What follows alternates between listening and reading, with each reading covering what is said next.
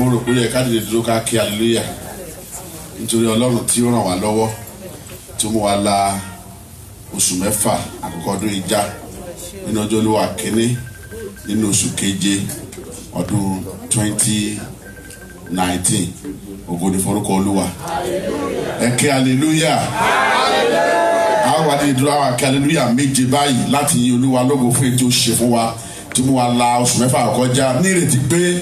nígbà tí ó di òpin ọdún yìí a ó tún yin Olúwa lógo hallelujah méje o hallelujah hallelujah hallelujah hallelujah hallelujah hallelujah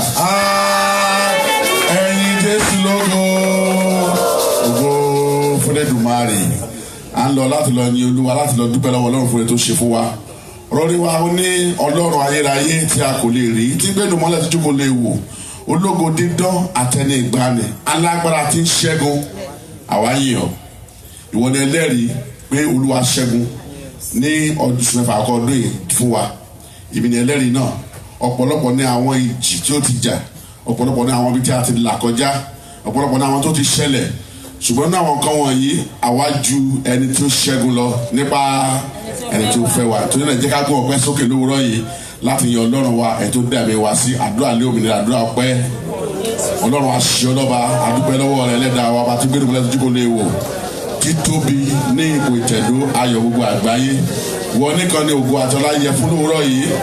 awo wájú awo ẹ̀yìn awo ọ̀tún awo òsì awo àyíká àti àyídá wa kò rí ẹlòmíràn láti yìn lógo bí kò ṣe wọ Ọlọ́run ọba tó pa ní àjọ wa mọ́ láti bẹ̀rẹ̀ ọdún ìtìjẹ́ ọjọ́ òní yìí ọba tó ṣe wá lóore ọba tó ṣe wá lógo ọba tó mú ìlérí rẹ̀ ṣẹ́nu ayé wa pé èmi yóò pa amẹ́ríkà láàfíà ọ̀kẹ́ tó sinmi lé ọ tí àwọn àtẹ̀jẹ́ aláìsàn tó ṣùgbọ́n òdodo Kristi ó rà wá padà òdodo Kristi ń jà fún wa òdodo Kristi sọ ní mímọ́ lówùúrọ̀ yìí àyìn ọlọ́pọ̀lọpọ̀ pé Olúwa mú wa sùn mú wa jí láyọ̀ àtàlàáfíà àrí ọjọ́ Olúwa kínní nínú oṣù keje ọdún yìí bí a ti ń lọ bí a ti ń bọ̀ lọ́sàn-án àti ní òru ọ̀pọ̀ ní àwọn ìrìnàjò tí a ti rìn tí Olúwa tí ó sì wà pẹ̀lú wa tó sì yọ wá ọ̀nà táwọn mìíràn rìn tó yọ sí ikú àti wàhálà àti ìdààmú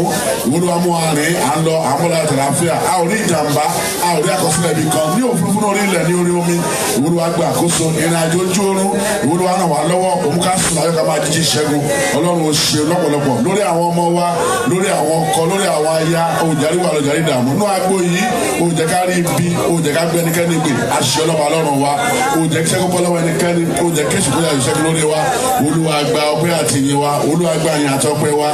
ògo ní orúkọ mímọ́ rẹ̀ ní orúkọ Jésù Kristi Olúwa wa lẹ́ẹ̀kan sáà dúpẹ́ lọ́wọ́ Ọlọ́run fún ti ọjọ́ àná ti ìpàdé márosẹ̀ látàgọ́ 6 àwúrọ̀ di ìrọ̀lẹ́ nínú àwẹ̀ àti àdúrà ní àsìwà ọ̀pọ̀lọpọ̀ kò tilẹ̀ sí tó bẹ́ẹ̀ tó yẹ agbé wọn ẹlòmíì ahórókó bí àṣà ìjẹsà abùsán adi wàhálà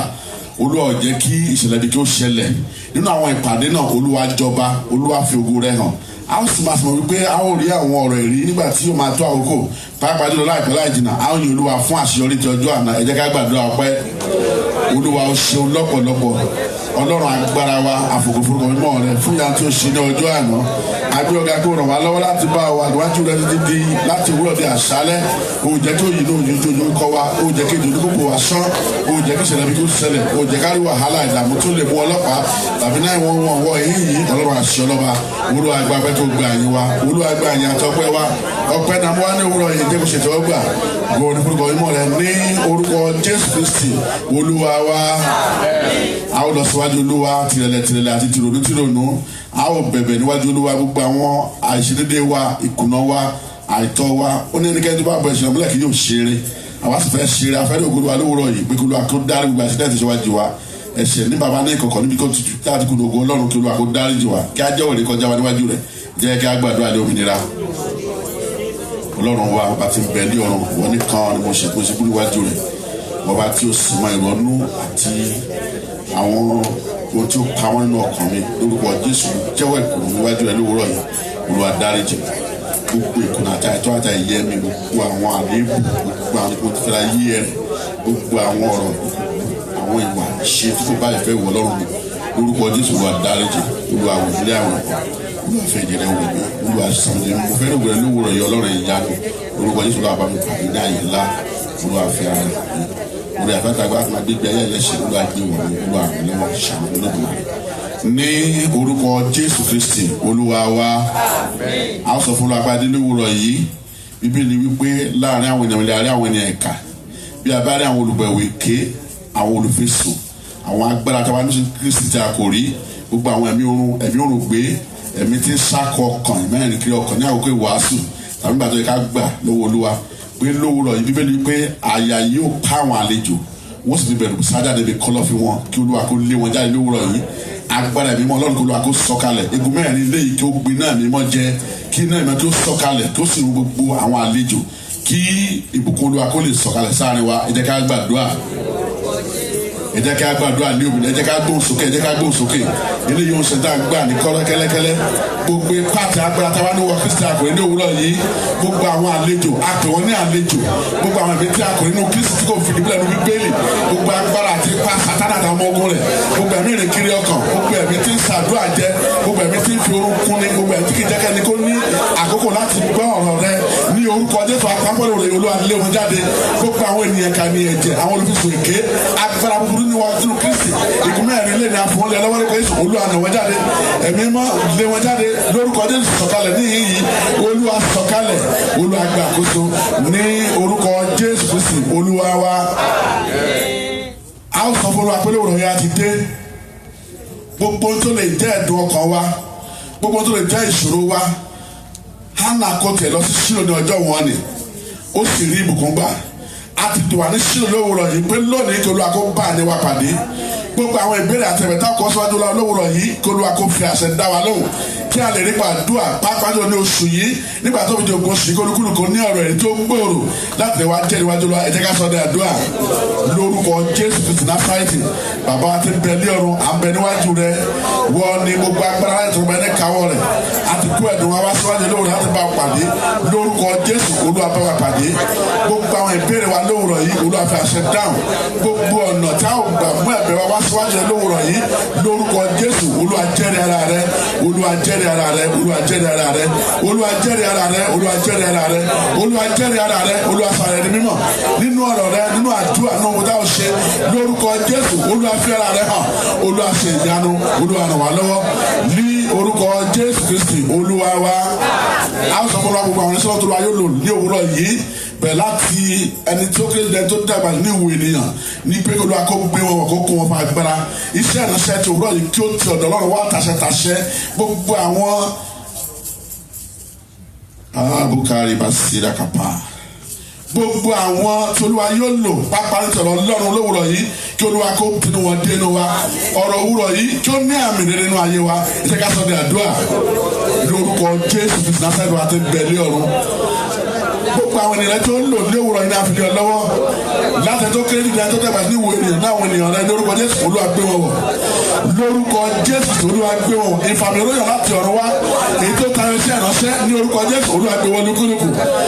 nínú ọ̀rọ̀ rẹ tá a gbọ́ lówùrọ̀ yìí Olúwa fẹ́ ra rẹ Olúwa jẹ́ ra rẹ ọ̀rọ̀ jẹ́ kó dìgbò ní ọkàn wa jẹ́ kó ṣe nínú ayé wa lónìí ọ̀rọ̀ tá a gbọ́ lówùrọ̀ yìí lórúkọ Jésù jẹ́ kó mú wa yè jẹ́ kó mú wa yẹ ìwà lọ́wọ́ ẹlẹ́dàá wa ní orúkọ Jésù Kristi Olúwa wa ayọ̀ ẹlẹ́dàá wa gbé ọ̀gá ọba ìgbàlà aṣọ ọlọ́ba Kristi náà rẹ̀ rí tìrẹ́ni ipá ògo ọlá àti agbára nítorí ìwọ nìkan ni o tó láti gba ohun kan wọ̀nyí èyí ni agbẹ́ bí sèwá sókè lówùrọ̀ ìgbésẹ̀ ní Olúwa ràn wá lọ́wọ́ ní ìbẹ̀rẹ̀ oṣù yìí òmùkáwà láyé káwà láàyè àfikún forúkọ rẹ fún ọjọ́ Olúwa kínní lórúkọ Jésù Olúwa gba ìyìn àtọpẹ́ wa lórúkọ Jésù Olúwa gba ìyìn àtọpẹ́ wa Olúwa gba ọpẹ́ àti ìyìn wa gbogbo àwọn ìbéèrè tí a tún wá sọ́jọ́ lówùrọ̀ yìí àti tí a rántí tí a kò rántí wíwí ni tiwa àṣẹ ń bẹ lọ́wọ́ ìwọ Ọlọ́run Bíbélì wípé tiwa ni ìmúra àyà tí Olúwa lè dáhùn ahọ́n lórúkọ Jésù Olúwa fi àṣẹ dáhùn à ń bẹ ní orí òkè yìí à ń bẹ ní orí òkè yìí orí òkè Síónì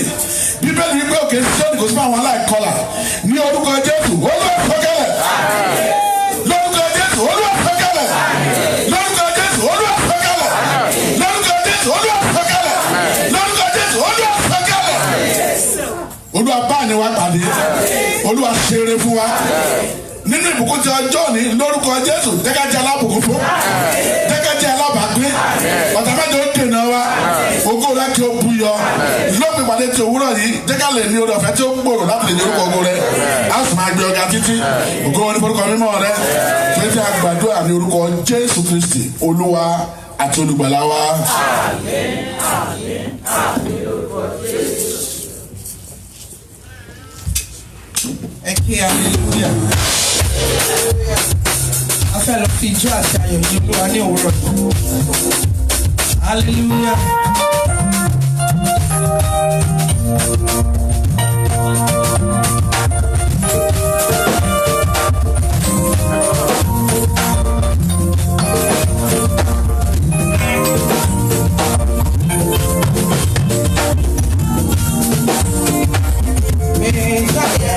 Baba,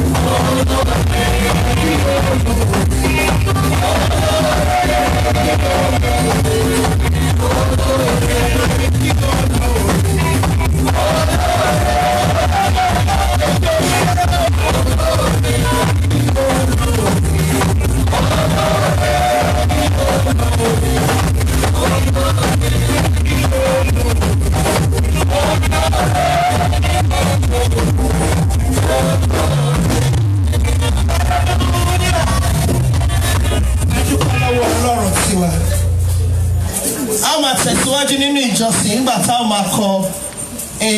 RH 26.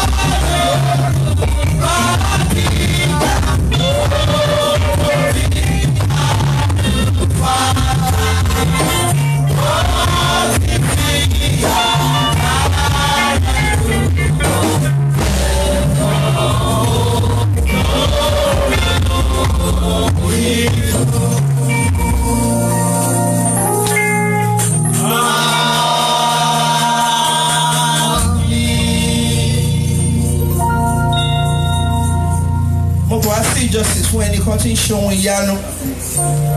Olùdásí ẹ̀mí Olúwa tó fún wa lórí ọ̀fẹ́ láti péjọpọ̀ níwájú rẹ̀ ní òwúrọ̀ yìí. Kò jẹ́ ká dòkú, kò gba ọ̀tá láàyè láti yọ ayọ̀ ṣẹ́gun lórí ayé wa. Nítorí pé a dúró lórí ẹsẹ̀ wa méjèèjì, ẹ jẹ́ ká bẹ̀rẹ̀ sí ní sọ̀rọ̀ àdídùn sí i. Ẹ jẹ́ ká pè lórúkọ ńlá, ẹ jẹ́ ká fìyìn forúkọ mímọ́ rẹ̀, mímọ́ mímọ́ nínú àwọn ọ̀run, ọ̀rẹ́ ẹlẹ́ṣẹ̀, gbẹngbẹlẹ́kú dàbí òun, alágbàwí ayé, alágbàwí ọ̀run, òrànmọ níṣẹ́ bọ́mọdé bẹ̀, òrànmọ lájòwò lédọmọ, alápálá tó solé ayé ró, ìbẹ̀rẹ̀ àti òpin tí kò láfiwé, ọlọ́run tí kò láfijọ, ọlọ́run tó gbà wá lọ́wọ́ ewu,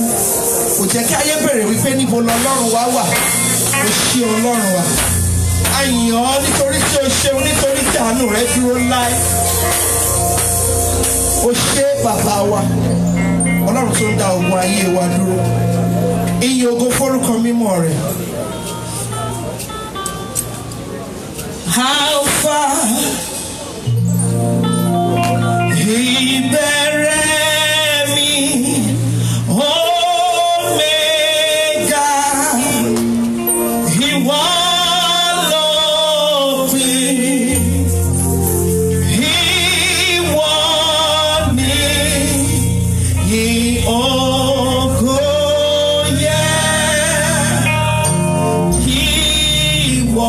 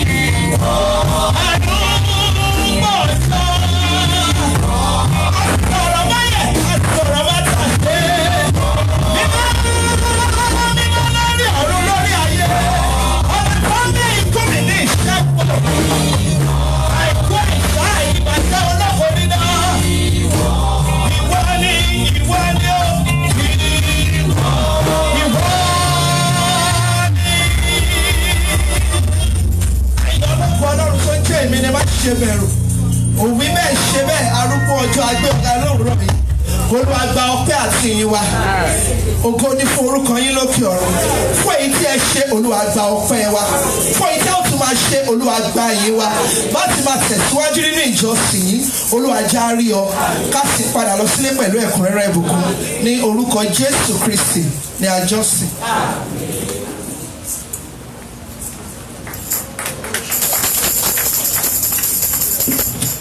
Eke hallelujah. Eke hallelujah. Ẹ kí hallelujah. Ìpẹ́lẹ̀ wọ Ọlọ́run ìtumọ̀ aṣèlúrọ̀ yìí níbi tí a dé. A sì gbà pé yóò sìn wá jálẹ̀ nínú ìsìn tí òwúrọ̀ yìí yóò sì fún wa ní ọ̀pọ̀lọpọ̀. Orúkọ Jésù fún wa yóò jẹ́ àjẹmọ́nú fún wa. Ìpẹ́lẹ̀ wọ Ọlọ́run tí ó fi ẹ̀bùn àwọn ènìyàn fún wa lówùrọ̀ yìí. Aláti ní Olúwa lógo kí a sì kí wọn káàbọ̀ sáré wa. Lówùrọ̀ yìí ayọ̀ mi kún, ayọ̀ bó wá sí kún.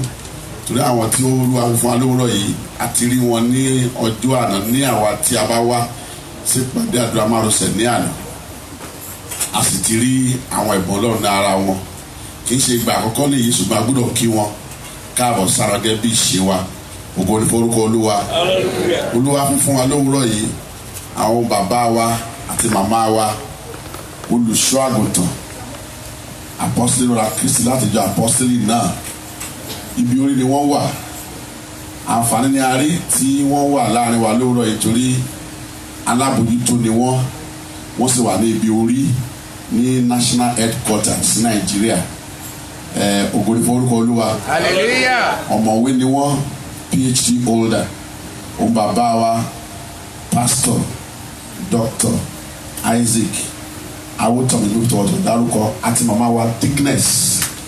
Awotomi ọ̀gá àgbà ilé ẹ̀kọ́ gíga ní Nàìjíríà ní màmá adúpẹ́ pẹ̀lú àwọn wá sáré wa lówùrọ̀ yìí ní pàtàkì jùlọ mo dúpẹ́ lọ́wọ́ ẹ bá mi ní ká dúpẹ́ pẹ̀lú alẹ́ tàbí kí wọ́n tọ́jú mi Nàìjíríà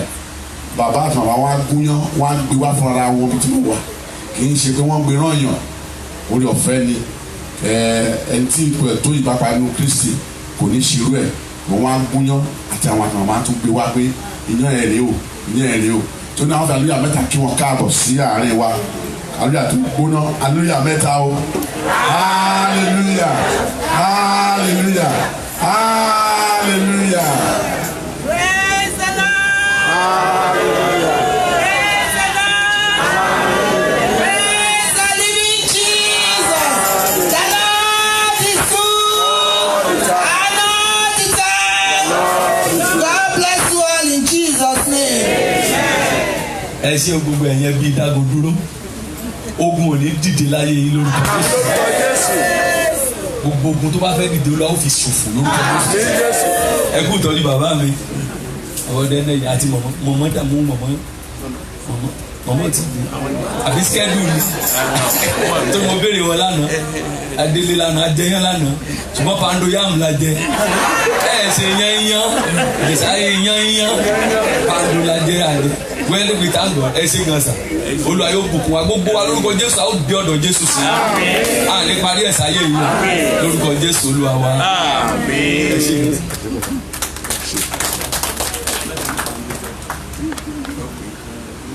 Wọ́n tún wà lẹ́ wọ́n tún làwọn ẹ̀ gbé ṣe ẹran rẹ̀. Praise the Lord. Bákan náà ni a ní bàbá wa láàrin wa ní tí a mọ̀ bí ẹni mo wó ni wọ́n àwọn náà wọ́n ṣàlejò wa àwọn ní aṣíwájú alàgbà President Samuel Ariyibi àwọn màmá wọn wá bí 3 Sundays ago àti àwọn ọmọ tí wọ́n bá jọ́sìn àgbọ̀n mi ẹ̀jẹ̀ ká fara lóyún abẹ́ta kí wọ́n káàbọ̀ sáré wa o hallelujah hallelujah àwọn náà olùgbàlejò wa ni wọ́n máa ń ṣe tuntun bíi jájà nígbà táwọn wà Nàìjíríà wọ́n máa ń gbà yìí ni àti bàbá náà ọtọ́jú bàbá náà ẹ̀yin ò lọ Nàìjíríà ẹ bá lọ lé ẹ̀yin wọn ẹ lọ lé. ẹni tó bá wọ Nàìjíríà tá ò dá padà bẹ́ẹ̀ ṣe máa ń dá wa padà orí ọ̀tẹ́ lẹ jẹ bàtà tẹ́ ẹ wọ̀ ẹ sanwó ẹ san kọ́sọ́mìtì. àwa yóò dúpẹ́ àwa yóò dúpẹ́ òwe tó lùbàlà sọ fún wa ọba yóò lè ṣe àwa yóò.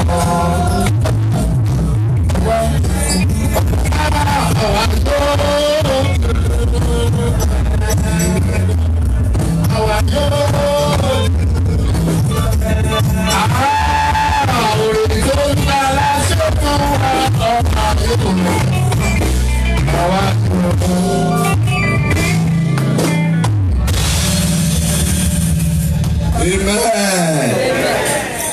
ṣeun bákan náà ni a ní láàrin wa bàbá wa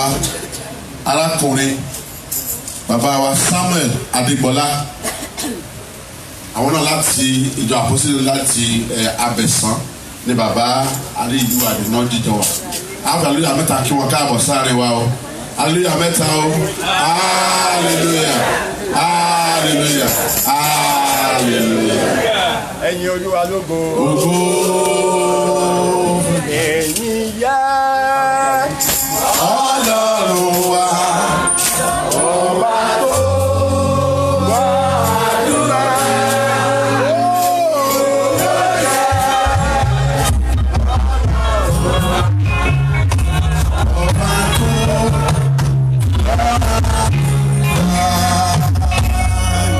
Ẹ kí aleluya. Ẹ ṣeun pẹ̀ má bí láàárọ̀ yìí bó tẹ̀ jẹ́ pé tẹ̀gbọ́ntàbúrò ni wá àsìjọ́ ọmọ olùkọ́ náà àsìjọ́ ọmọ olúwa tí n bá ṣe tí mo ṣe yìí ọ̀kan máa dá mi dúró alàgbà nìyí alàgbà tí o tí ìlú kù ẹ̀yin Jésù lógo ògo ní forúkọ olúwa àwọn bàbá wa ọmọ ìgbìmọ̀ aláṣẹ ni wọ́n ní ìdàpọ̀sílẹ̀ torí náà a gbọ́dọ̀ kí wọn dáadáa kó àbọ̀ sáré wa olúwa kó ràn wá lọ́wọ́ o à ń lọ láti lọ gbọ́ àwọn ìfilọ̀ wa bí bá kọ àwọn òmíràn ta láti ṣe kí a tó parí sí i àwọn máa gbọ́ pé ní kúkúrú a ní gẹ́gẹ́ ètò àti fọ́ sí àwọn adarí a ní ọ̀rọ̀ ẹ̀rí méjì tẹ́símọ́nì méjì tí a ó gbà ní kúkúrú nígbà tí a bá débẹ̀ lórí náà olúwa kó ràn wá lọ́wọ́ o ẹ ṣé púpọ̀ kọ́kọ́rọ́ yìí ó sọnù àti rí ẹni tó bá jẹ́ tiẹ̀ kó wá gbà.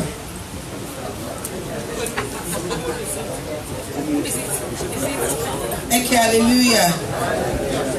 A dúpẹ́ lọ́wọ́ Ọlọ́run fún oore ọ̀fẹ́ tí Ọlọ́run fún èmi àti ẹ̀yin láti jẹ́ alábàápín ìbùkún ti ọjọ́ ti òní. Kristi bá fa bíbọ̀ rẹ̀ sẹ́yìn, a ó túbọ̀ péjọpọ̀ ṣe ọ̀pọ̀lọpọ̀ rẹ̀ láyé. Kristi bá sì dé, a ó bá jọba lọ́run lórúkọ Jésù. Àwọn ìfilọ́wọ́ ò yí padà. A fẹ́ kí àwọn tó ń bá wa jọ́sìn ní ìgbà àkọ́kọ́, first time worshippers, kò sí àlejò nílé Ọlọ́run. So if you are worshiping with us for the very first time, we encourage you to please stand up. Àwọn tó bá ń bá wa jọ́sìn ní ìgbà àkọ́kọ́ ní ọjọ́ Sunday, a fẹ́ kí ẹ dìde dúró ká lè kí yín. First time worshippers, ẹ ké hallelujah. Ẹ ké hallelujah. Ẹ jẹ́ ká dìde ká kí àwọn màmá wa, ká fi hallelujah kọ́ kí wọ́n káàbọ̀ sáàárín wa. Ẹ ké hallelujah. Ẹ ṣé mà, Olúwa wà pẹ̀lú yín mà. Kí lorúkọ yín mà?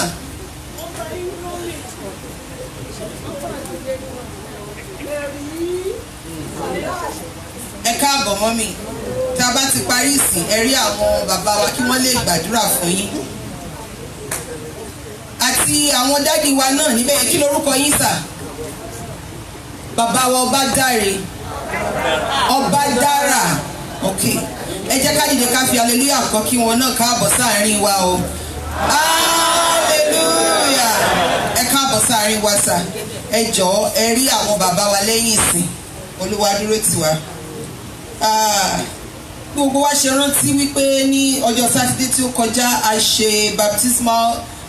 baptism fún àwọn 30-something people láàárín wa. A dẹ̀ dúpẹ́ nítorí pé Ọlọ́run gba ògo. A ó sì máa dúpẹ́ lọ ní lórúkọ Jésù. Ní ìtẹ̀síwájú nínú iṣẹ́ náà, a ó ní discipleship class tó máa bẹ̀rẹ̀ ní August. Kò tó wípé kí a ṣe baptism, wípé kí a kọ́ àwọn ènìyàn bí a ó ti máa jèrè ọkàn. Bí ó jẹ́ kí a mọ̀ pé a ò gbà wàhálà nítorí ara wa, a gbà wàhálà nítorí pé kí a lè gbà ká lè ran ọ̀pọ̀lọpọ̀ náà láti dìde ni. Mo gbàdúrà lórúkọ Jésù oore ọ̀fẹ́ tá ó fi jọ̀wọ́ ara wa fún iṣẹ́ Ọlọ́run Olúwa yóò fi fún wa. Discipleship class starts in August. Ẹni tó bá ní ìfẹ́ sí kí wọ́n rí àwọn bàbá wa. Olúwa ràn wá lọ́wọ́. Ẹ ké hallelujah. A dúpẹ́ lọ́wọ́ Ọlọ́run fún ohun tí Ọlọ́run ń ṣe láàrin wa àti láàrin àwọn ọmọ wa. A lè jẹ́rìí sí wípé Ọlọ́run ń jọba nínú ayé àwọn ọmọ náà. Nítorí pé ọ̀pọ̀lọpọ̀ wọn náà ló ṣe baptism ní ọjọ́ Sátidé tí ó kọjá. For the summer program, a ní ọ̀pọ̀lọpọ̀ programs tí a ní láti ṣe fún àwọn ọmọ náà nítorí pé a fẹ́ kí wọ́n máa dàgbà sí, a fẹ́ kí wọ́n bọ́ ti ń gbàdúrà, a ò fẹ́ kán máa ṣáà máa sùn ṣáà, a fẹ́ káwọn ọmọ wa lè jí lóru láti gbàdúrà. so ní ọjọ́ Friday láti aago 9 alẹ́ títí di àárọ̀ ọjọ́ kejì àwọn ọmọ wa máa wà ní ibi báyìí. Praise the Lord. Hallelujah. Àwọn ọmọ náà wọ́n ti ń dúró di ọjọ́ ti pẹ́, so they are ready. A fẹ́ àwọn ènìyàn tí wọ́n máa volunteer, we want chaperones. A fẹ́ àwọn ènìyàn tó máa volunteer ara wọn láti lè sọ pé òkè mo fẹ́ wà bí mo fẹ́ ràn yín lọ́wọ́ torí ọ̀pọ̀lọpọ̀ logistics la máa need. Mo gbàdúrà oore ọ̀fẹ́ tá a fi ṣe Ọlọ́run á fi fún wa. Tó bẹ́ẹ̀ jù bẹ́ẹ̀ lọ́nà we need donations. Owó, I need owó, I need àwọn kan, a lot of things tá a máa need láti lò láti lè jẹ́ kí ọjọ́ náà kí àwọn ọmọ náà kí wọ́n gbádùn ẹ̀. So àwọn tó bá ní orí ọ̀fẹ́ ẹ jọ̀ọ́ mà ẹ jọ̀ọ́ sà ẹ rí mi àmì tí bá ti kúrò bíbá tẹ bá nawọ́ sókè màá wá bá yín àkọrúkọ sílẹ̀. Friday, July 12 up to July 13. Then on the 27th a máa ní another program fún àwọn ọmọ náà tí à ń pè ní Youth Combined Service ní ọjọ́ Saturday the 27th. It's going to be a glorious service. Mo gbàdúrà lórúkọ Jésù Ọlọ́run á túbọ̀ máa tẹ̀síwájú láàrin wa. Olúwa ràn wá lọ́wọ́ ẹ jọ̀ọ́ a nídìí àdúrà yín a sì nídìí ìrànlọ́wọ́ yín. Olúwa dúró tì wá lórúkọ Jésù. Pẹ́pẹ́ ìyìn 2019 congratulatory message. A ti ń ya àwọn àwòrán fọ́tò àwa tá a báyìí ti ya fọ́tò ẹ jọ̀ọ́ ẹ rí àwọn ọ̀ṣà lẹ́yìn ìsìn so that a lè ya fọ́tò tiwa náà. Àti pàápàá gbogbo àwọn tí ò tí ì sanwó a encourage wa láti sanwó wa lónìí. Daguduro group pilgrimage to the birthplace of our Lord Jesus Christ yóò wáyé ní September 16 to September 24, 2019. Owó náà is $2,999.99. Àdá 1 cent padà fún yín tẹ́ bá fún wa 3,000. Eléyìí include ibi tí a máa dé sí, oúnjẹ tá a máa jẹ, tour guide, local transportation. A rọ̀ wá wípé ẹ jẹ́ kí a forúkọ wa sílẹ̀ pẹ̀lú àwọn bàbá wa Daddy Henry Ọ̀dẹ́nẹ̀yẹ àti màmá wa Akíìtàn. Ẹ̀rẹ́ nígbà tí mo sọ pé 1 cent tá a bá jí 1 cent wọ́n máa mú yàn. Ọlọ́run á ràn wá lọ́wọ́ lórúkọ Jésù. London City Daguduro Prayer Night Vigil, November 21st to November 22nd. It is going to be a wonderful program. Amen. Mo gbàdúrà Ọlọ́run á ràn wá lọ́wọ́ gbogbo wa bá tiẹ̀ lọ lápapọ̀ ó tó bẹ́ẹ̀ ó jù bẹ́ẹ̀ lọ. Ẹni tó bá ní ìfẹ́ sí láti lọ ẹ rí àwọn màmá wa Sister Kẹ́mi Adénúsì àti bàbá wa Mr. Babatunde Adéyẹmí àti àwọn màmá wa Mrs. Alọ́fẹ́. Orí ọ̀fẹ́ tá ò fi ṣe gbogbo ilé Ọlọ́run á ràn wá lọ́wọ́ á fi fún wa lórúkọ Jésù Kristi. Pẹ́pẹ́ ìyìn meeting a ní ìpàdé ní alẹ́ àṣálẹ́ ní aago 7. Ẹ jọ̀ọ́ ẹ jẹ́ kí a gbìyànjú láti wà ní ibẹ̀. Ọlọ́run á ràn wá lọ́wọ́ lórúkọ Jésù. Àwọn àdúrà orí ìlà wa ó tẹ̀síwájú ní ìrọ̀lẹ́ yìí ní dédé aago 6 sí aago 7 àti àdúrà orí ìlà tẹ̀síwájú ní aago 6:30 láti Monday títí di Saturday. Sunday a ò kì í ṣe torí pé a máa pàdé ní ibi báyìí. Orí ọ̀fẹ́ tá ò fi máa dìde gbàdúrà bẹ́ẹ̀ ni pé Kírísítẹ́nì máa tí wá sí mi bọ́ báńgẹ́lì rẹ̀ tí wí ní àárín ọ̀tá ló wà máa gbàdúrà. Orí ọ̀fẹ́ tá ò fi máa gbàdúrà síwájú sí Ọlọ́run á ràn wá lọ́wọ́ á fi fún wa lórúkọ Jésù Kristi.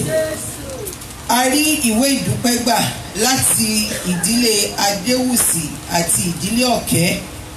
fún àdúrótì wa nínú ara àti nínú ẹ̀mí. Wọ́n dúpẹ́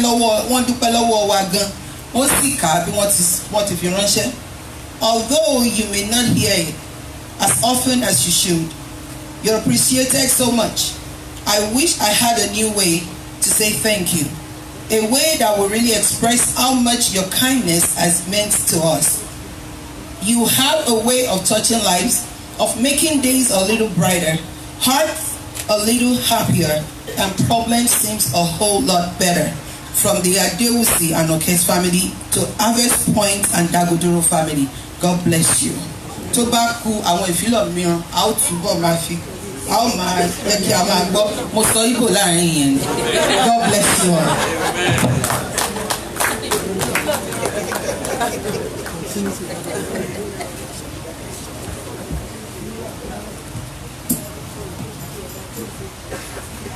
sísà mi ní accent ẹ má bínú ẹ kí hallelujah a ó máa tẹ̀síwájú nípa gbígbọ́ ọ̀rọ̀ Ọlọ́run.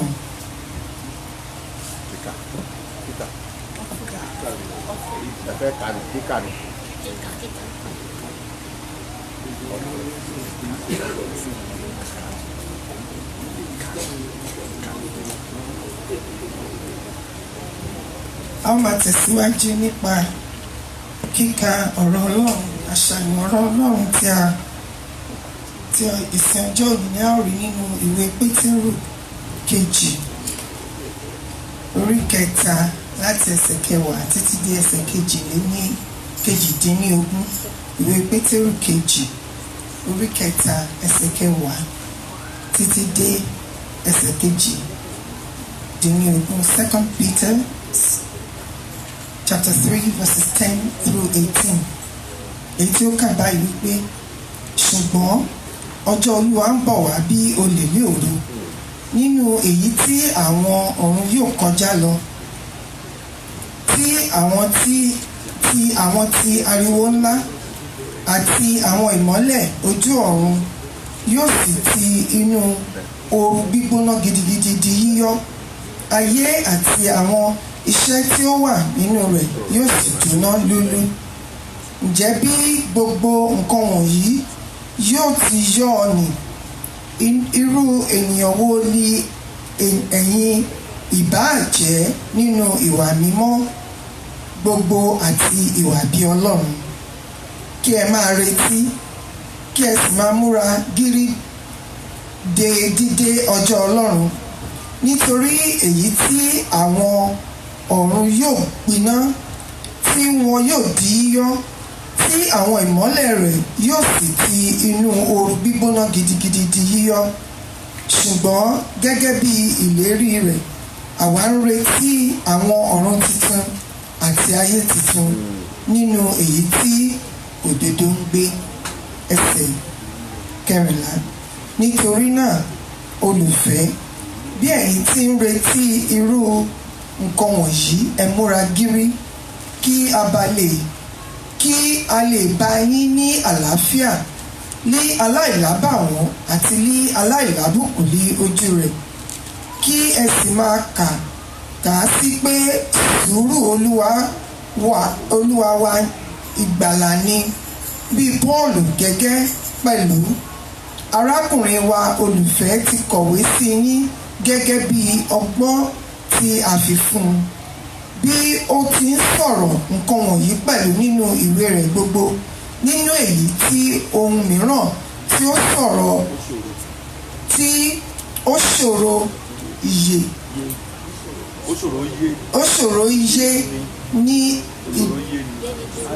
ó ṣòro yé ni gbé wà, èyí tí àwọn òpè àti àwọn aláìdúró níbìkan lọ bí wọ́n ti ń lọ ìwé mímọ́ ìyókù sí ìparun ara wọn. Nítorí náà ẹ̀yin olùfẹ́, bí ẹ̀yin ti mọ nǹkan wọ̀nyí tẹ́lẹ̀,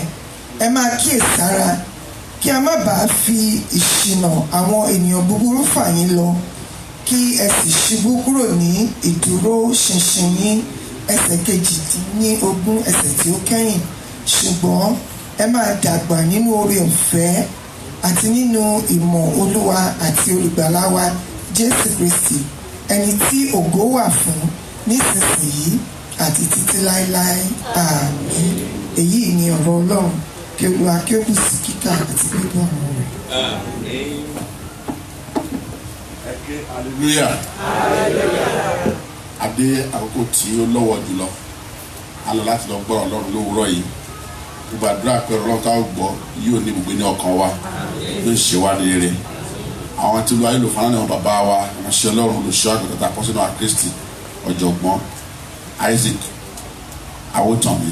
ẹ jẹ́ ká gbé Olúwa ga náà yóò gbà tó ń bọ̀ lórí òkè yìí tí wọ́n wá sọ ọ̀rọ̀ fún wa. Praise the Lord. Ẹ jẹ́ ká yin Olúwa lógo. Bàbá wa kan ní ẹ fògo fólógo. Ta ló ní ògo?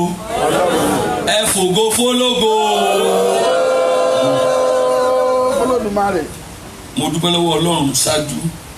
fún oore ọ̀fẹ́ tó lọ́wọ́ tó fi fún mi láti wà lórí òkè wípé Olúwa jẹ́ gbogbo àwa láyé ká wà láàyè. Hallelujah. Ògo ni fún orúkọ rẹ̀. Hallelujah. A dúpẹ́ fún ìdàgbàsókè Daguduro lólu àti mú tẹ̀síwájú lórúkọ Jésù gbogbo wa a ó sì àṣeyọrí dé òpin. Amen Jésù. A ó sì dé ilé ológo. Amen.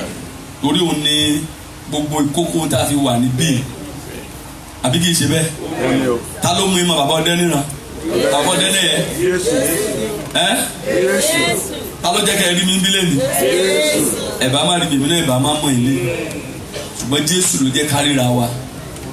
Ògo ni fún orúkọ rẹ̀. Hallelujah. Mo sì dúpẹ́ pé wọ́n fún mi lóore ọ̀fẹ́ láti sọ̀rọ̀ fún gbogbo ẹ̀yin tí ẹ ṣẹ̀ṣẹ̀ gba ìrìbọmi. Ó jẹ́ ohun tó jẹ́ ayọ̀ ńlá. Ẹ̀yin tí ẹ ṣẹ̀ṣẹ̀ gba ìrìbọmi yẹn ju ẹ dìde dúró bóyá wà níbí lọ́wọ́ àárọ̀ yìí. Ẹ káre ṣe oh wow shout hallelujah.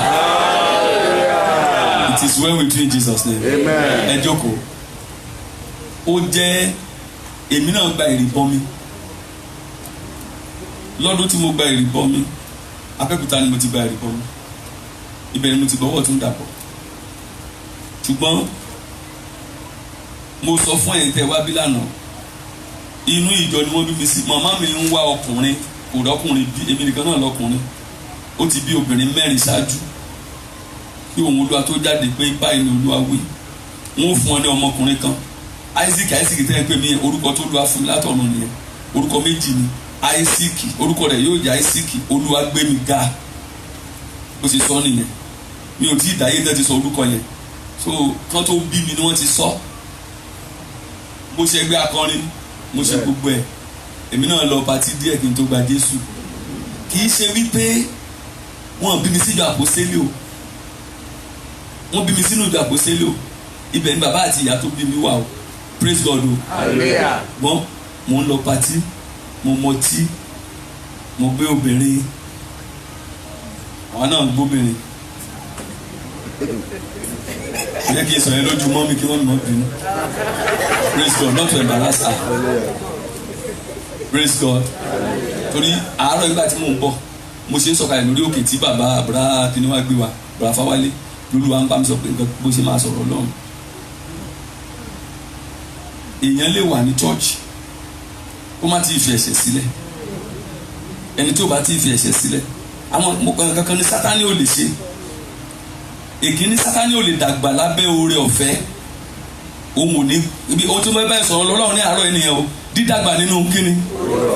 Pétérù kejì yẹn ni màá gbàdúrà sí i Pétérù kejì orí 3 ẹsẹ̀ kejì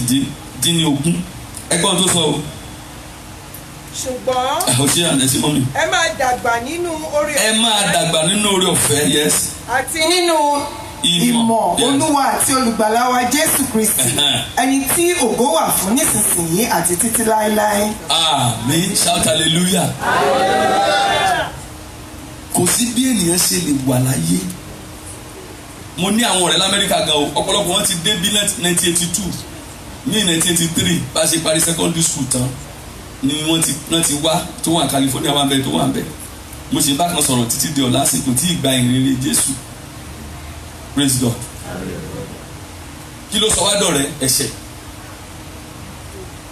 à ń lọ ẹbọ pàtí ló yẹ bẹ́ẹ̀ bàbá ọ̀pọ̀lọpọ̀ wọn olówó ni wọ́n nílé ṣàdáadáa bàbá tèmi ò lówó púpọ̀ rìtáyà police officer ni èló ni police officer gbọ́kàn ó lóko ní gbogbo ẹ̀ tiẹ̀ bọ́ ohun tí mo sọ rèé o wọ́n bí wa sínú ṣọ́ọ̀ṣì àwọn ọmọ tí mo sọ náà ọmọ ìjọ àpòsí olùpọ̀ jù nù wọn lọ́jọ́ ọdún báyìí láti rí 31st over January 1 31st a máa ń ṣe overnight wọ́n á mu ọtí wọ ṣọ́ọ̀ṣì kámáníkà lọ dáwó àwa dáwó dọ̀pù sílẹ̀ nínú ṣọ́ọ̀ṣì kò sí díkìn tó bá ti súnmọ́ abáyé tó bá ti gbóòórùn ẹnu àkàwọ́ pásọ̀ lókè bá ní bàbá ẹ̀fà mi lè sí. ṣùgbọ́n nígbà tí mo gba Jésù bí Olúwa àti olùgbàlà mo gba ẹ̀mí mímọ́ a ṣe ìrìbọmi ibi tí wọ́n ti ń ṣe ìrìbọmi fún wa báyìí bí wọ́n ṣe ń gbàdúrà fún wa lọ́jọ́ yẹn ni ẹ̀mí mọ́ bà lé mi ọ̀pọ̀lọpọ̀ àwọn obìnrin tájọ́ ṣe ìrìbọmi fún wa agídí náà fi fà wọ́n jáde nínú omi torí ẹ̀mí mọ́ ti bà lé wọn òun ló ṣe yẹ kó máa ń dangerous tá bá fẹ́ ṣe ìrìbọmi gbà mí àìfẹ́ lọ sí ní etí ọ̀ṣà tàbí bí omi torí mo ti rírú ẹ̀ gbàtà wà ní ẹgbẹ́ kan bí ìlú kan ẹ̀ ní ìpínlẹ̀ kan lẹ́gbẹ̀ẹ́ Badagry pásítọ̀ mi tó lọ torí bẹ́ẹ̀ mo ṣe lọ sí Baptist church yẹn ní Morogbo pásítọ̀ wa Ọlọ́run ló ní kó jẹ́ ọmọ Akwa Ibom tó mú mi wẹ̀ ó ń ṣe ìrìbọmi ní omi gba ọmọ kan lọ́wọ́ ẹ̀ torí ọmọ omi ni omi gbà lọ́wọ́ ẹ̀ ó láti dive lọ sàlẹ̀ kó lọ gbé ọmọ yẹn jáde mo ní a gbọ́dọ̀ ṣe ìrìbọmi ní ibi omi mọ́ bí tí mo ń lọ rèé o ẹ̀yin tí ẹ̀ṣẹ̀ gba ọwọ́ ìtún dà àbí tí ẹ̀ṣẹ̀ gba ìrìbọmi tó lọ ìkan náà ni o tó bá ti gba ìrìbọmi ìkan náà kò sí kankan kó kàn máa dàgbà nínú Jésù lóko oore ọ̀fẹ́ yìí kó lọ àfi fún yín o abẹ́ mo fẹ́ sáré mi ò ní pẹ́ mo fẹ́ sáré ọ̀kan fún yín ọ̀tọ̀ ni kéèyàn kó máa wá church ọ̀tọ̀ ni kó ti rí Jésù ẹni tó bá ń wá sí church tí ẹ̀sùn ò tí ì bọ́ lọ́wọ́ ẹ̀ṣẹ̀ èṣù lè kọrin ọ̀gá akọrin ni lọ́run àbí kìí ṣe bẹ́ẹ̀ ṣùgbọ́n kò lè gbàdúrà kò lè bẹ́gbèsè ayé wà mímọ́ àwọn kan tí èṣù lè ṣe mo ṣe kò lè dàgbà nínú oore ọ̀fẹ́ torí kò sí oore ọ̀fẹ́ fún Olúwa bùkún wa nínú ọ̀rọ̀ gba ìṣàkóso ẹsikísà ẹ̀mí mọ́ ẹ gba ìṣàkóso ìwọ̀nba àkókò kékeré tá a fi sọ̀rọ̀ yìí jẹ́ kó ṣiṣẹ́ agbára náà wọn lọ gbogbo wa ká ṣe àṣeyọrí lórúkọ Jésù Olúwa wa. Kí ni oore ọ̀fẹ́? ọ̀pọ̀lọpọ̀ ìtumọ̀ lẹ́ẹ̀ máa gbọ́ nípa oore ọ̀fẹ́ lónìí. Oore ọ̀fẹ́ ni ohun tí èèyàn ò ṣiṣẹ́ fún. Oore ọ̀fẹ́ ohun tí èèyàn ò rò, ohun tí èèyàn ò yẹ fún, ohun tí ò lè ṣiṣẹ́ fún láéláé tó lè rí gbà, tí ò ṣe làálàá, òun ló ń jẹ́ oore ọ̀fẹ́. Ọ̀rọ̀ Ọlọ́run sọ, ó fi yé wa. Ẹ ó rí ohun tí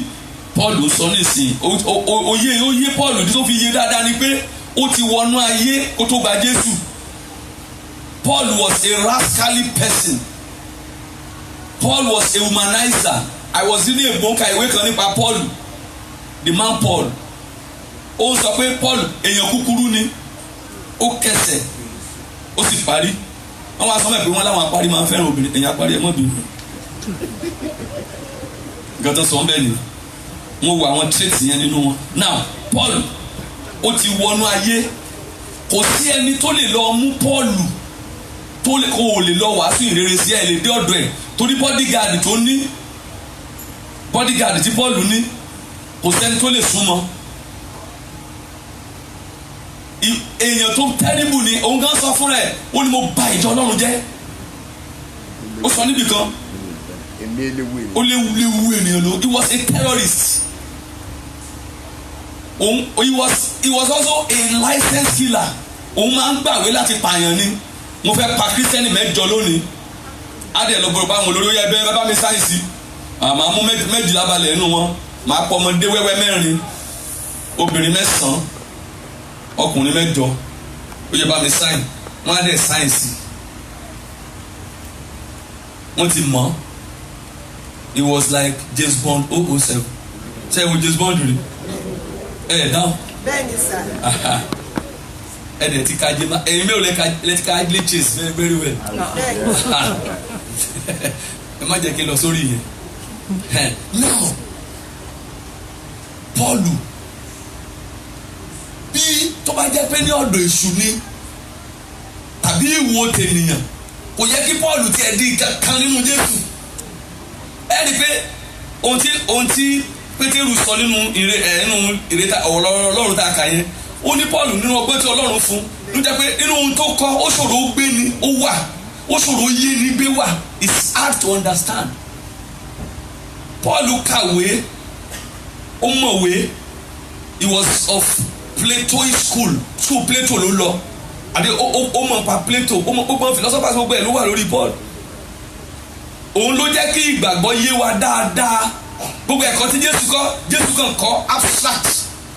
Jésù kàn kọ́ wa ní theory. Ṣùgbọ́n nígbà tí Paul dé ó là wẹ́wẹ́wẹ́wẹ́wẹ́wẹ́wẹ́, ó mú tọ̀rọ̀ ìgbéyàwó ó mú wẹ́wẹ́wẹ́wẹ́, ọ̀rọ̀ nǹkan tẹ́ máa ṣe wẹ́wẹ́wẹ́, gbogbo tó yẹ kẹ́ ẹ ṣe bẹ́ẹ̀ ó ń bí ìjọgùn nǹkan gbogbo ẹ̀ ní Paul sọ. Ṣùgbọ́n Pétérù ẹ mọ̀ pé apẹja ni, Pétérù ló yẹ ká máa gbórúkọ ẹ̀dù, ó yẹ kó borí Paul. Paul sọ ohun kan sọ́gbà tó sọ̀rọ̀ ó ní òun láwọn tó ṣáájú oníṣùgbọ́n òun ta gbogbo wọn yọ lórúkọ Jésù ẹ̀ ó tayọ. Ó lóun tayọ, orí ọ̀fẹ́ ló máa mú yàn tayọ. Irú àtẹ wà nílùú ìlónìí tájọ wà nílùú ìlónìí orí ọ̀fẹ́ láfi wà níbí o. Àwọn ẹlòmíì ti kú kó lè wà sáré Amẹ́ríkà, mo rẹ́ tó ta ilé tó ta gbogbo ẹ̀ síbẹ̀ kò dá Amẹ́ríkà. Kò ṣeé ṣe ààrẹ tó wọ̀ lórí tán dá padà àbí kì í ṣe bẹ́ẹ̀. Orí ọ̀fẹ́ ni tó bá jẹ́ pé Nàìjíríà ló wà lẹ́gbẹ̀ẹ́ Amẹ́ríkà bí Mẹ́síkò ṣe wà yìí afẹ́ ìrìlẹ̀ lómi àfi wọ̀lú ṣé lọ́ọ́ ni mo pa oògùn gidi ẹgbẹ́gbẹ́ mi ó ní ó sì yóò gbà ẹ kàn máa rí oríṣiríṣi àlejò olùpálọ̀ yìí ni arákùnrin báwo lẹ ṣe débi wa ọlọ́mọ Nàìjíríà máa wọlé ọmọ mo ti débi ẹgbẹ́ ló gbé mi débi ò dákẹ́ ẹnu ẹ o oògùn wà á sọ pé oògùn wà mo sọ̀rọ̀ sáwọ́ra gbà mí láàyè díẹ̀ jáde kí gàrà jáde nínú ilé ẹ̀ kàn bẹ́ẹ̀ lómi lórí bẹ́ẹ̀ dìín lóru bọ́ọ̀lù ṣe débi àlẹ́ gbé ní ọmọ Nàìjíríà ṣé irọ́ ni mo pa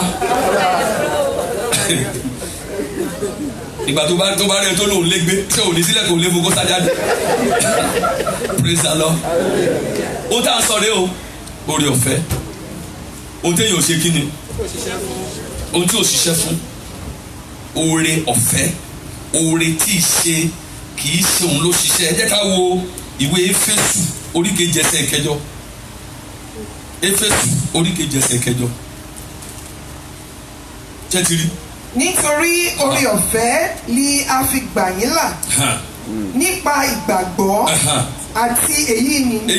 kì í ṣe ti ẹ̀yin tìkára yín ẹ̀bùn. Ṣé ẹ tún gbọ́n tó pe oore ọ̀fẹ́ bẹ́ẹ̀ yẹn? Ẹ̀bùn kí ló pé?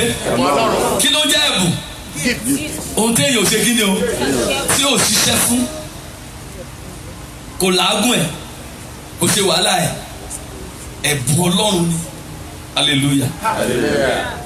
Kì í ṣe ẹ̀wọ̀n tó sọ bẹ́ẹ̀ kì í ṣe ti ẹ̀yin tìkára yín kì í ṣe ẹ̀yin lẹ́ṣẹ̀ ìṣàgbára wa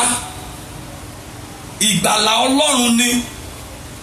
ó mú wá fún wa a ò ní sórí ọ̀fẹ́ Ọlọ́run nù o oore ọ̀fẹ́ ni ṣùgbọ́n àwọn oríṣiríṣi ẹ̀kọ́ torí àkókò àwọn oríṣiríṣi ẹ̀kọ́ ló ti wà tó ti kọlu oore ọ̀fẹ́ lónìí.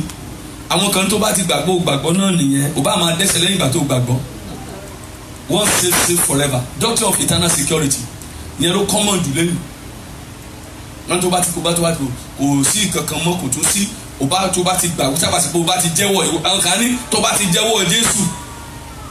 ìwọ sáà jẹ́wọ́ Jésù pé òun ló gbà ó ti dẹni ìgbàlá ó gbà wọ́n á lo ìṣàkóso orí kẹta ń bẹ̀ bí wọ́n bá gbàgbọ́ pé Jésù ló látà sí jọ́dún ó ti dẹni ìgbàlá so tó lẹ́yìn ìgbà yẹn tó bá tún wá ń dẹ́ṣẹ̀ wọ́n ní ẹ̀ṣẹ̀ Jésù ti kọ́fà iwájú ó kọ́fà àkókò yìí ó ti kọ́fà ẹ̀ tó tún bọ̀ ṣùgbọ́n Paul sọ kínní kan Róòmù orí kẹfà ẹsẹ̀ kínní ẹ jẹ́ ká jọ wò kíákẹ́ ẹjọ́ ǹjẹ́ ó yá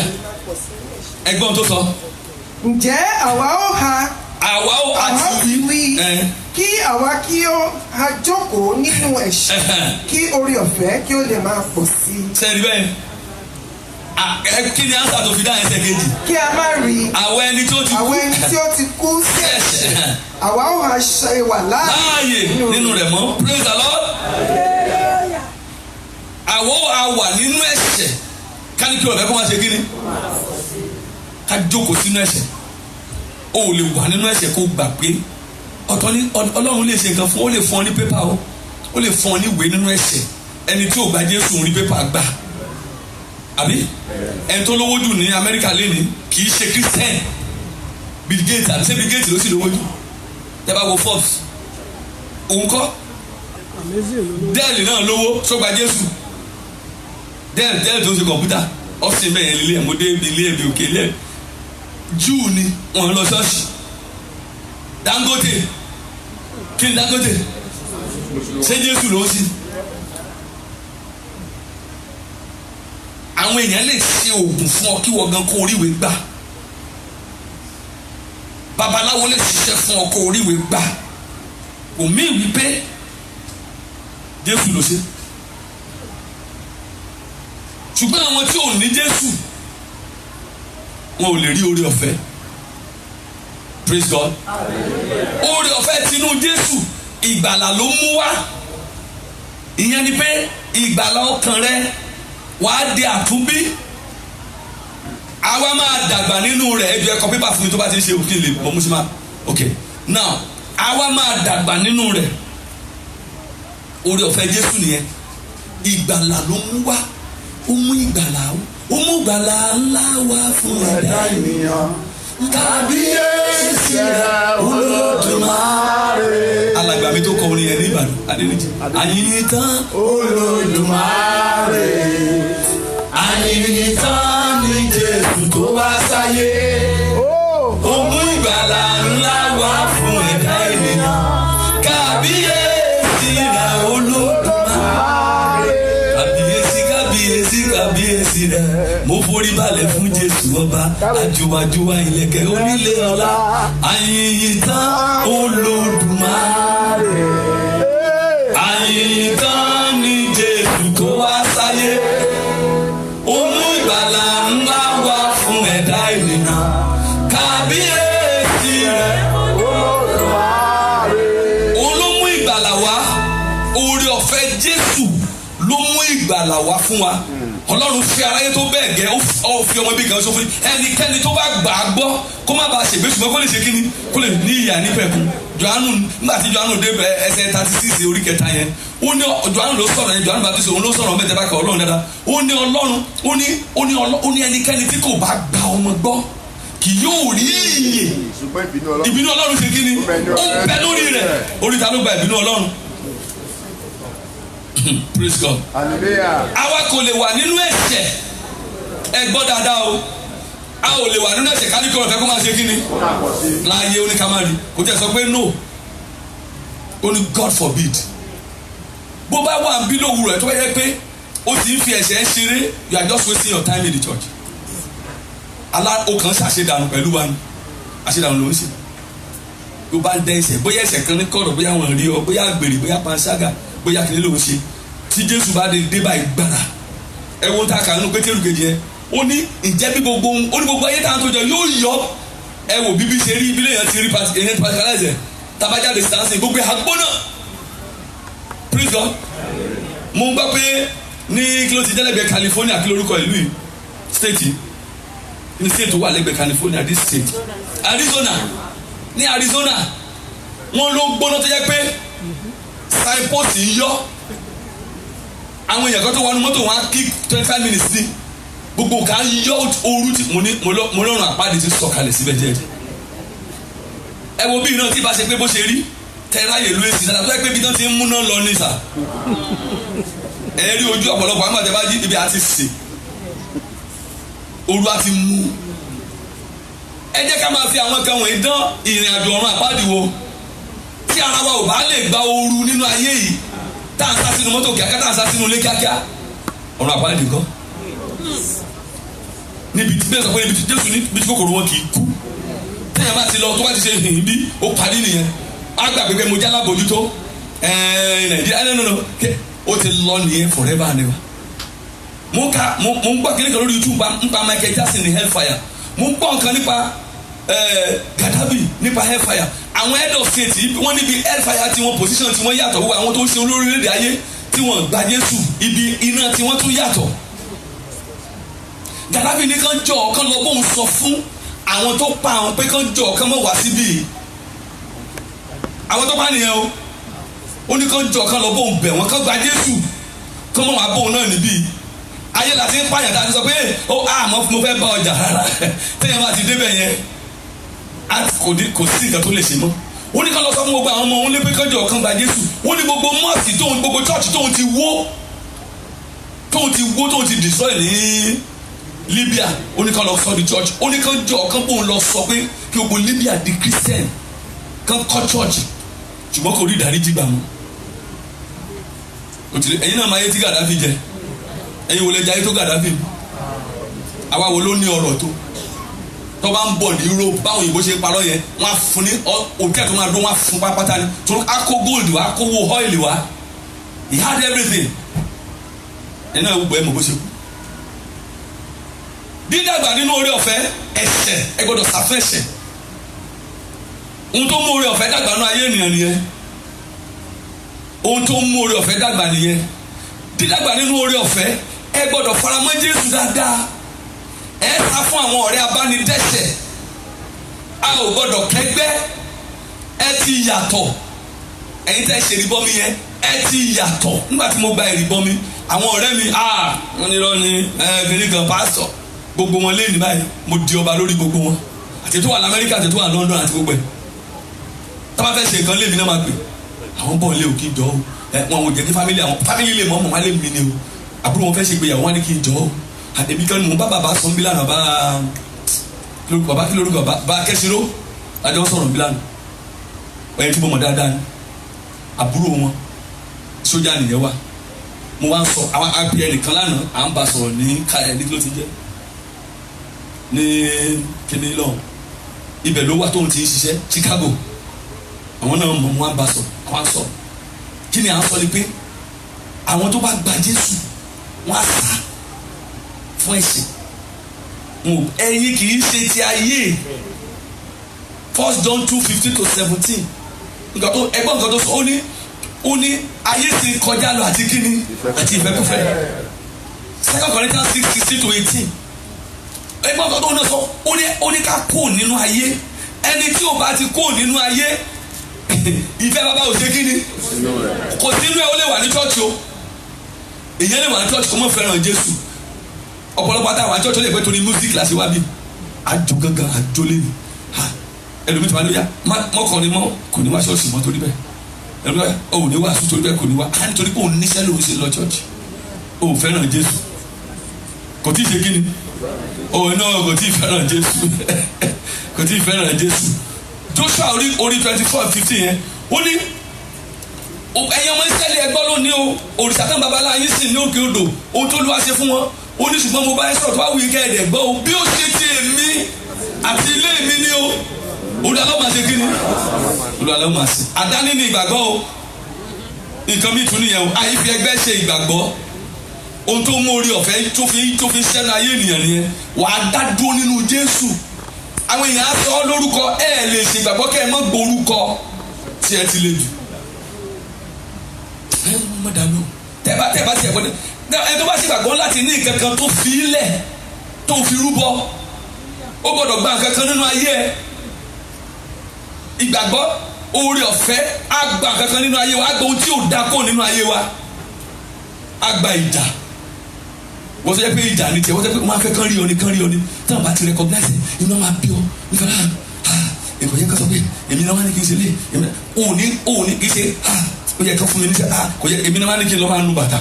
èmi náà ní kí n clean kí ló tẹ̀mí náà ò lè di microphone gbogbo akọ́ ló máa di microphone praise God kí ló tẹ̀ yẹ èmi kẹ èmi tí èmi yẹ ò bá tí kú nínú wa a lè dàgbà lórí ọ̀fẹ́ a lè dàgbà àbọ̀ mo gbọ́ kọ́ o nídìí kan mọ̀ o yóò nídìí bàbá sọ̀rọ̀ kan lánàá gbàtà wà lé wọn wọ́n ní kò sí nǹkan tó move àwọn mo dákẹ́ mo ń gbọ́ nǹkan tó ń sọ yẹn wọ́n ní nǹkan tó move àwọn wọ́n ní kò sí èèyàn bá a ṣe mo ní this is the heart of a broken man ẹ tó bá ti ní ọkàn ìwó palẹ̀ níwájú Ọlọ́run kò sí nǹkan tó ń bà lẹ́rù Paul ní none of this thing move me kò sí nǹkan táwọn èèyàn lè ṣe sí bá a ṣe wà nínú ṣọ́ọ̀ṣì báyìí ọ̀pọ̀lọpọ̀ gbúdúgbúdú gbégbé mo fẹ́ délé mo fẹ́ dọ̀gbọ̀n mo fẹ́ kọ́mọ̀ mi mo fẹ́ dọ̀gbọ̀n mo fẹ́ èmi náà mo fẹ́ mi lè jẹun lóògùn mi ta ló ń lo ògùn ẹ̀. o bá ní Jésù kò sẹ́ tó bẹ́ẹ̀ hallelujah tí o bá tí ì sí ìwó palẹ̀ èèyàn máa wá kó mọ́ o kò ní dàgbà nù orí ọ̀fẹ́ kò ní lálàáfíà nù ọkẹ́ inú ẹ̀gbọ́n òní mo fẹ́ parí torí inú ẹ̀gbọ́n òní dùn kò ní máa láyọ̀ ṣùgbọ́n kò sí nǹkan tán fún ẹ̀wọ̀n Paul àpọ́sítélì kò sí nǹkan tó kò sí nǹkan ó ní òun ti kọ́ bá ti ń wà ní jíjẹ àti láì jẹ kò sí tó jọ lójú èmi mi lè wọlé aṣọ yìí jáde káwọn alẹ́ mi ni mo wọ Ankara how many dollars? I have $5. $5. Nna mo sì kan tó kàn mọ́ ẹ bá ṣe pati inú ilé ẹ bá ṣe gbogbo ẹ bá ṣe àwọn àníwọ̀ ìwọ náà ló tún dress bill àná kí ló a ti ní àlàáfíà nínú ọkàn rẹ̀ bí yẹn ṣe dàgbà ní orí ọ̀fẹ́ nìyẹn ẹ ká hallelujah kò sí kankan tó máa jọ lójú gbèrègbèrè tó máa gbé lérí ìgbà kan wọ́n pariwo káwọn ní pé wá sí Amẹ́ríkà gbogbo yẹn bẹ̀rẹ̀ sí pé wá ẹ kú oríire wọ́n gbé lọ Amẹ́ríkà mo ní mo á pe mọ́ mi mo ní ẹ mọ̀ gbà mí ìgbà tó gbé wa lọ sí Mòròbó nínú gbó Badagry àwọn èèyàn mọ̀ kí wa pé ẹ kú oríire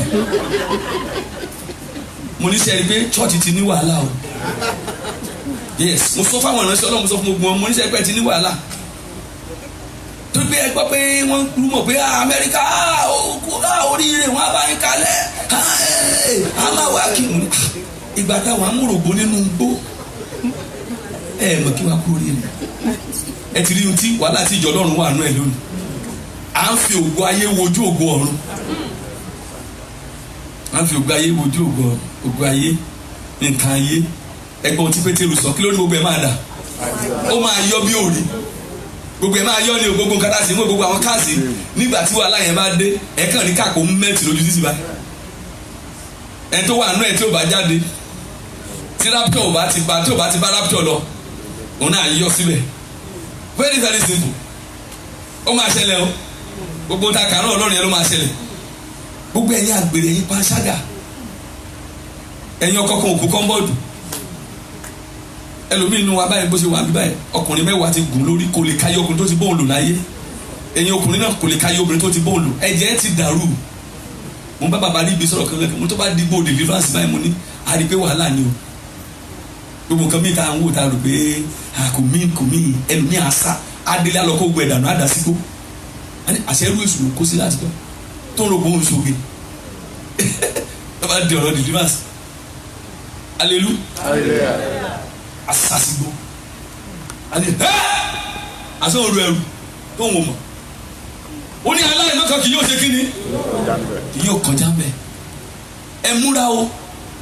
ẹ dàgbà nínú oore ọ̀fẹ́ o tí o bá ti lè dàgbà nínú oore ọ̀fẹ́ kò tó tó béèrè kó tó bí Ọlọ́run tó bá ti ń rò báyìí ló máa ṣe kíni mi ò wàásù sí o mo tí mo bá lọ́dọ̀ Jésù ni mo sọ fún yín o tó bá ti ń rò kó o tó ké ó ti ṣe kíni a ti dá toró ti wà nínú oore ọ̀fẹ́ gbogbo ìnira táwọn èèyàn ní orílẹ̀-èdè Amẹ́ríkà ẹ̀yin ò ní bá wọn ní ìnira inú ayé kò ní jẹ́ ti kò tó máa bẹ̀ lẹ́rù kí ṣe pé èṣù ò ní tafà ṣùgbọ́n kò ní jẹ́ kó ṣiṣẹ́ àwọn ọmọ yín gan wọ́n á ṣe rere wọ́n á jẹ́ ọmọ Jésù Kristi mo máa sọ fún àwọn ọmọ mi mo ní etí ọba ti sin Jésù nù yín tí ọba mi sọ nìyẹn yẹn oníbà ti sin Jésù nù yín ẹni dáa fún pálọ̀ ẹ̀ ló ti sọ báyìí lóga oníbà ti sin Jésù nù yín máa dáa fún torí Jésù ló máa yé mi dáa oní Jésù ló máa yé òun dáa oníṣùpẹ́ tó bá ti sin Jésù tí ó bá ti sin Jésù ní oníṣùpẹ́ nígbà tí ti sin Jésù nù ní àyà ayé àmà dáa láíláí mo máa sọ fún àwọn ọmọ mi nìyẹn òun gba first class gba 2-1 mo ní kí ló kàn mí gba 2-1 ọmọ akọ̀dé ṣe parí sí àyè mo ní tó o bá ti ṣe wa Ọlọ́run á punish ẹ oh daddy are you cursing me I'm not cursing you tí ẹ bá ti sin Jésù first class yẹ òfo ni kò ní túmọ̀ praise God kò ní èṣù ní kankan ẹ wo ọ̀rọ̀ tí Jóòbù ní àwọn ọmọ ojoojúmọ́ náà máa ń ṣe patí nígbà tí mo ka Bíbélì yẹn jọ̀kan olùdásí gbogbo ọ̀sẹ̀ ọkùnrin 7 obìnrin 3 gbogbo ọmọ ojoojúmọ́ ni wọ́n ṣe patí nínú ilé ẹ̀ òun á máa rúbọ fún wọn kò train àwọn ọmọ ẹ̀ ṣùgbọ́n òun ló ń dúró níwájú Olúwa fún wọn àwọn ọmọ yìí ò mọ̀ bóyá wọ́n ṣẹ̀ lónìí o kí ló dé tí ò kọ́ wọn pé ẹ̀yin ọmọ mo rí inú mi dùn bá tẹ sọ pé àwọn ọmọ fẹ́ ṣe ìṣọ́ òru níbí àbí kí ìṣọ́ lẹ́sẹ̀ lẹ́ẹ̀kan àkọ́kọ́ wọn bọ́n ṣe lè gbàdúrà bọ́n ṣe lè dá ogun jà wọ́n máa sọ fún ọmọ mi nígbà tó wà yunifásitì ìkan ló kù sí yunifásitì náà máa ní tẹ́ bá ti débì kan ẹ lọ dáná ó sẹ́yìn ẹ̀dá ẹ kọ́kọ́ dá iná ó ti yé wọn òru àkọ́kọ́ òru ọjọ́ 7 àkọ́kọ́ tẹ ìwọ ó sẹ̀ tẹ ìwọ skul ẹ kọ́kọ́ fi dáná yí ara yín ká torí àwọn máa jẹ́ àwa skul àwọn ọmọ oṣù àwa bẹ̀ ọmọ ológo ni máa wá àbí kìí ṣe bẹ́ẹ̀ ìyẹn ẹlòmíì àwa fò bá lóru ṣùgbọ́n tẹ bá ti dá iná òun lè do sẹ́ẹ̀tì ẹ kí alelu ètò àwọn tó sáfù sọ fún wọn náà mo bó bá ti débi tó ń lọ dá iná dáná nù yàrá ẹ ó ti yé wọn gbọ́dọ̀ gbádùn gan dání tora yóò rọrùn ẹ padà wáyé mọ́ o Jésù nìkan ló ń padà bọ̀ o Babátúndé dànù wa Ìyábọ̀ dà kó wá sọ fún wa bó ṣe rí lọ́jọ́ sí ẹ dàgbà nínú oore ọ̀fẹ́ o kí mo ní ká ṣe o mo fẹ́ parí ẹ mú nǹkan ayé kúrò ẹgbẹ́ kọ̀ọ̀kan ayé ẹgbẹ́ ogun tá a gbọ́ lánàá ọ̀rọ̀ gbèsè ẹ tó bá dàgbà nínú oore ọ̀fẹ́ á jẹ gbèsè ohun ọwọ́ mi ò tó àbí gàgàfà kò tí ì sínú oore ọ̀fẹ́ tó wà ní oore ọ̀fẹ́ ṣe bó ti mọ́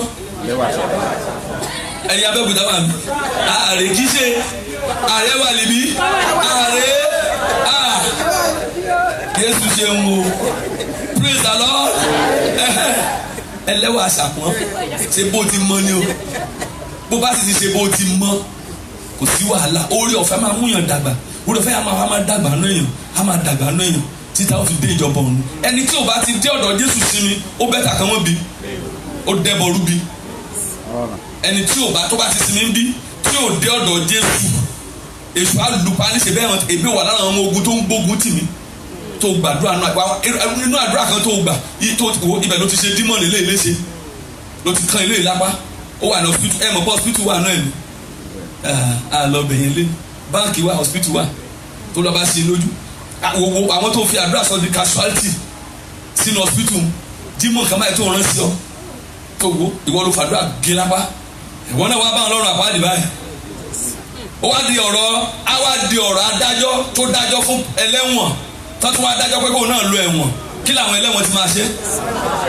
ó lọ àbùkù sórí ọ̀rọ̀ rẹ̀ ẹ dìde dúró ẹ bá Olúwa sọ̀rọ̀ ẹ bá Olúwa sọ̀rọ̀ jẹ́ kí n dàgbà nínú oore ọ̀fẹ́ má jẹ́ n dàgbà sínú ẹ̀ṣẹ̀ jẹ́ kí n dàgbà nínú oore ọ̀fẹ́ má jẹ́ kí n dàgbà sínú ẹ̀ṣẹ̀.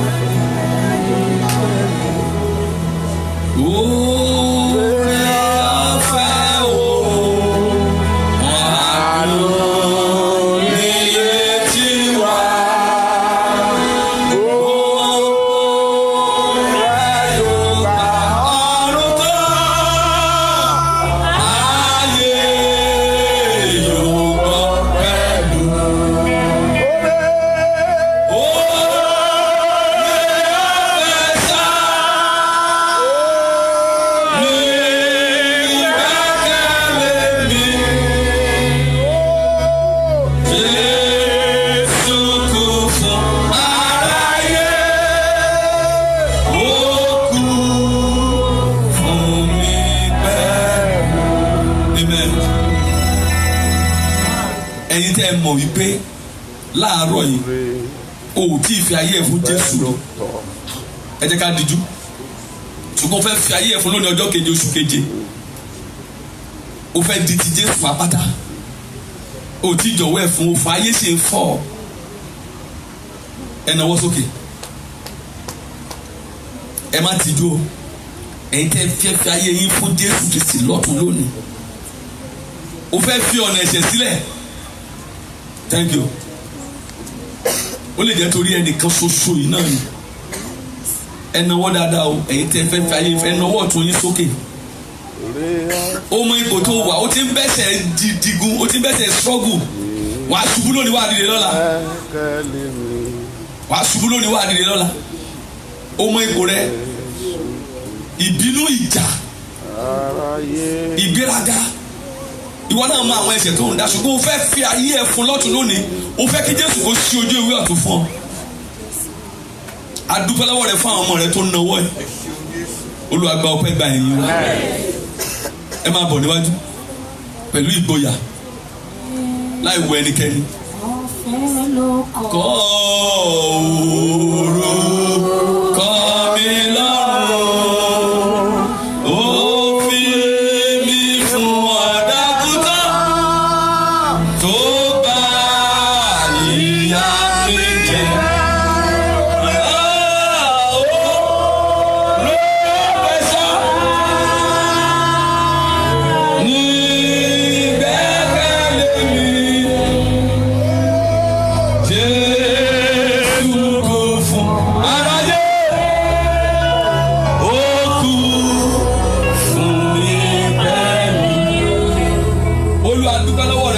ìránṣẹ́ rẹ tó jáde yìí àbáradà sí i yáyí kàtà gba ọpẹ́ gba ìyìn wa lónìí wọ́n wá síwájú rẹ láti fi ayé wọn fún ọ lọ́tun ẹ gbàdúrà ẹ sọ fún Jésù pé Jésù mo fi ayé mi fún ọ lọ́tun lónìí ẹ jẹ́ ràn wọ́n láti máa gbàdúrà fún ọ gbogbo májẹ̀mú tó lòdì tó bá mi di orí pẹpẹ májẹ̀mú ìdílé bàbá májẹ̀mú ìran èyí tó fi àwọn bàbá mi ṣẹ̀sín tó fi yálà mi ṣẹ̀sín lónìí lórúkọ Jésù máa gbé gbogbo bàbá mi bàjẹ́ pátápátá Jésù fẹ̀jẹ̀ rẹ̀ bàjẹ́ gbogbo ẹ̀ṣẹ̀ mi fẹ̀jẹ̀ rẹ̀ parẹ́ ìwọ tó mọ̀ bó fẹ́ darapọ̀ mọ́ ká tó gba àwọn àdúrà tá a fẹ́ gbà fi ẹ̀jẹ̀ rẹ̀ wẹ ọkàn mi mọ́ fi wẹ̀ mí mọ́ lónìí kọ ìwé mi lọ́rùn Jésù kọ orúkọ mi sínú ìwé yìí mo di tìrẹ lónìí mo di tìrẹ ní orúkọ Jésù ti Olúwa wa bí ẹ ti jẹ́wọ́ níwájú Jésù kó Olúwa kó mú ṣẹ fún ẹ di ti Jésù lónìí lórúkọ Jésù ẹ ó máa sìn ẹ ó máa ṣe ìfẹ́ gbogbo àwọn ògo tẹ́ ti sọnù sínú ayé kó wá bẹ̀rẹ̀ sínú ayé kó padà sínú ayé lórúkọ Jésù gbogbo ògo tí baba ńlá ayé ti sọnù tí ìran ìyá yín ò rí lò nínú ayé tó yẹ kẹ́yìn gan rí lójú bẹ́ẹ̀ lọ lórúkọ Jésù kó dá kó bẹ̀rẹ̀ sí fífín látàgbé lọ agbára tó lè máa da ayé ẹnìkọ̀ọ̀kan yín láàmú lórúkọ Jésù iná Ọlọ́run kó jó wọn lórúkọ Jésù kẹ́ máa dàgbà nínú ìgbàgbọ́ lórúkọ Jésù ti Olúwa wa. Baba báwo lẹ ṣe ṣe okay praise God ẹ ṣe God bless you I will need your names ṣe gbọ́ wọ́n fún mi lórúkọ yín àti phone number àti màá máa pray fún yín ìwọ tó fẹ́ ẹ̀ṣẹ̀ o fẹ́ fi ayé ẹ̀ fún Jésù lọ́tun o fẹ́ rededicate you want to o fẹ́ fi ayé ẹ̀ dá májẹ̀mú lọ́tun fún Jésù ẹjọ́ gbogbo wa jẹ́ ká gbàdúrà yẹn Jésù mo fa ayé mi dá májẹ̀mú fún ọ lọ́tun ní ọjọ́ keje oṣù keje 2019 gbogbo májẹ̀mú tó lòdì tó ń báyé mi rìn bọ̀ títí di òní lórúkọ Jésù kan máa wọ ẹ̀sà òkú lọ ẹ máa wọ ẹ̀sà òkú lọ ẹ léwọ́n wọ ẹ̀sà òkú Jésù mo fàyè mi dá májẹ̀mú fún ọlọ́tún àwọn ọmọ mi mo fún wọn dá májẹ̀mú fún káfárì mo fi iṣẹ́ mi dá gbogbo tẹ́lẹ̀ ẹ fi dá májẹ̀mú fún Jésù báńkì àkáǹtì yín ni ìrìn àjò ayé yín ní ọjọ́ ayé yín ni ẹ sọ fún Jésù mo fi dá májẹ̀mú sínú ẹ̀jẹ̀ rẹ lónìí kò gbọ́dọ̀ rí fún mi bó ṣe rí fún bàbá ńlá mi kò gbọ́dọ̀ rí fún bó ṣe rí fún ìyá mi ògo mi gbọ́dọ̀ dájú tí wọn lọ tàwọn ọmọ mi gbọ́dọ̀ dájú tèmi lọ ọlá àti àwọn ọmọ mi gbọ́dọ̀ ju tèmi lọ Jésù mo fi ayé mi dá májẹ̀mú fún ọ lónìí gbogbo májẹ̀mú tó lòdì kó bàjẹ́ nínú ayé májẹ̀mú tó yọ mí lẹ́nu tí ò jẹ́ ní ìfọ̀kànbalẹ̀ májẹ̀mú tí ò jẹ́ rí ògo lò tí ò jẹ́ rọ́lá lò nínú ayé bàjẹ́ nípa ẹ̀jẹ̀ Jésù bàjẹ́ májẹ̀mú tó yọ àlàáfíà mi lẹ́nu nínú ìfun nínú ẹ̀dọ̀ nínú omi ara ẹ̀ka dáadáa gbogbo májẹ̀mú àrùn àtàìsàn bàjẹ́ lórúkọ Jésù ẹ sọ fún Olúwa májẹ̀mú àwọn ìkà kó bàjẹ́ nípa ẹ̀jẹ̀ Jésù lórí ayé mi lónìí ayé mi wọnú májẹ̀mú ẹ̀jẹ̀ Jésù wọnú májẹ̀mú ẹ̀jẹ̀ Jésù wọlé máa gbà ní àdúrà bẹ́ẹ̀ ayé mi wọnú májẹ̀mú ẹ̀jẹ̀ Jésù wọnú àdúrà májẹ̀mú ẹ̀jẹ̀ Jésù wọnú májẹ̀mú ẹ̀jẹ̀ Jésù wọnú májẹ̀mú ẹ̀jẹ̀ Jésù bẹ́ẹ̀ ni kò rí lórúkọ Jésù gbà wá bí a ti jẹ́wọ́ májẹ̀mú yìí lónìí kó máa rí bẹ́ẹ̀ lórúkọ Jésù ní orúkọ Jésù Olúwa wa àmín Jésù. Ẹ ké hallelujah.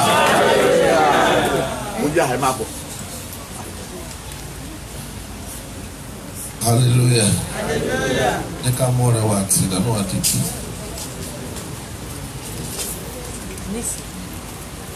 Láti lórí ẹsẹ̀ wa.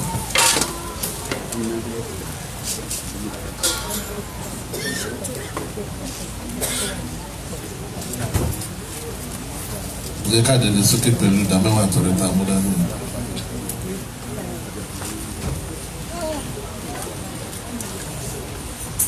Àwọn tábà ti fi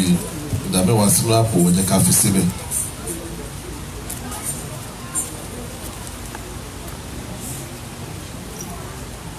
jẹ́ ká dojú kámẹ́rà sí dúpẹ́ lọ́wọ́ Ọlọ́run. Dúpẹ́ lọ́wọ́ Ọlọ́run. Ẹni tí ò bá sàn dáná wà wọlé ní Bíbélì pé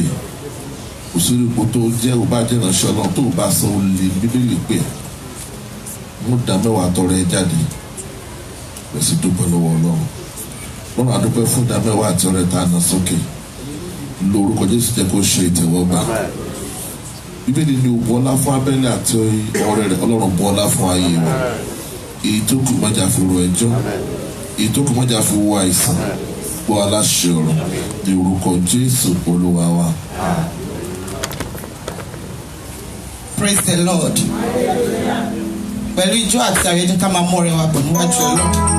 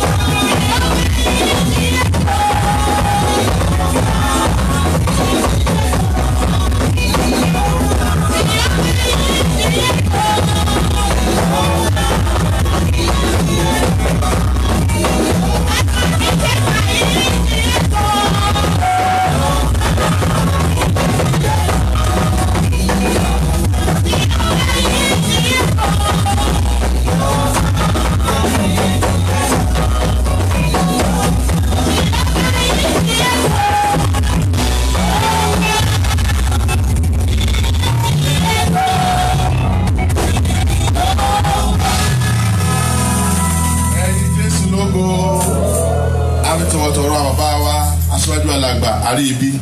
láti bá wa yọ rẹ̀ sí mímọ́ kí broda Lálẹ́kan Kọ́láwọlé máa múra sílẹ̀ àti broda Yẹmí Adéyẹmí Kúnlé Adéyẹmí rádà. a ti rí ìrì ìbùkún òjò rẹ̀ ó yá máa rọ̀ lórí òkè Dágundúró yìí òjò ìbùkún ó yá rọ̀ èyí tí a ti mú wá yìí ó yá sọ di ńlá àwa pàápàá ká di ńlá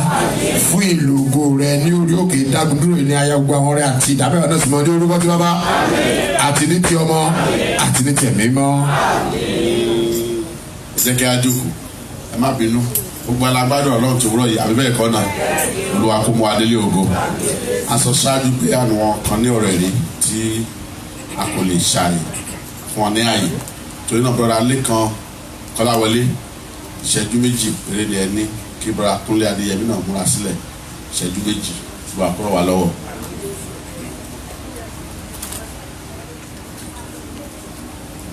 Praise the Lord. I want to testify to the glory of God by singing some songs. Be thou exalted, exalted, exalted, Emmanuel. Be thou exalted, exalted, exalted, Emmanuel.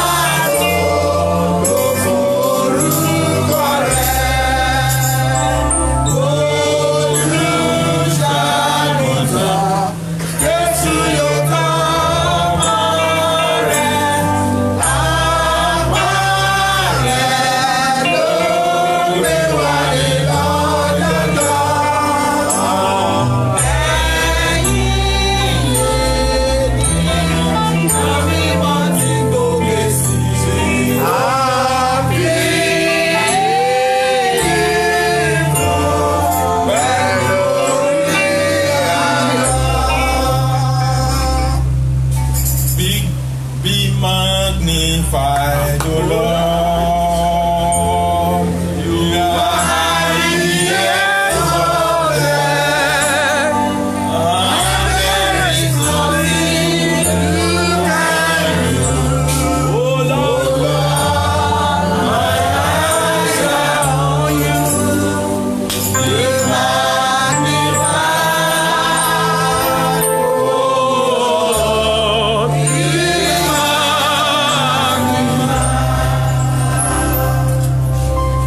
That's my testimony. Amen. God bless you. Jẹ́ kí a gbàdúrà.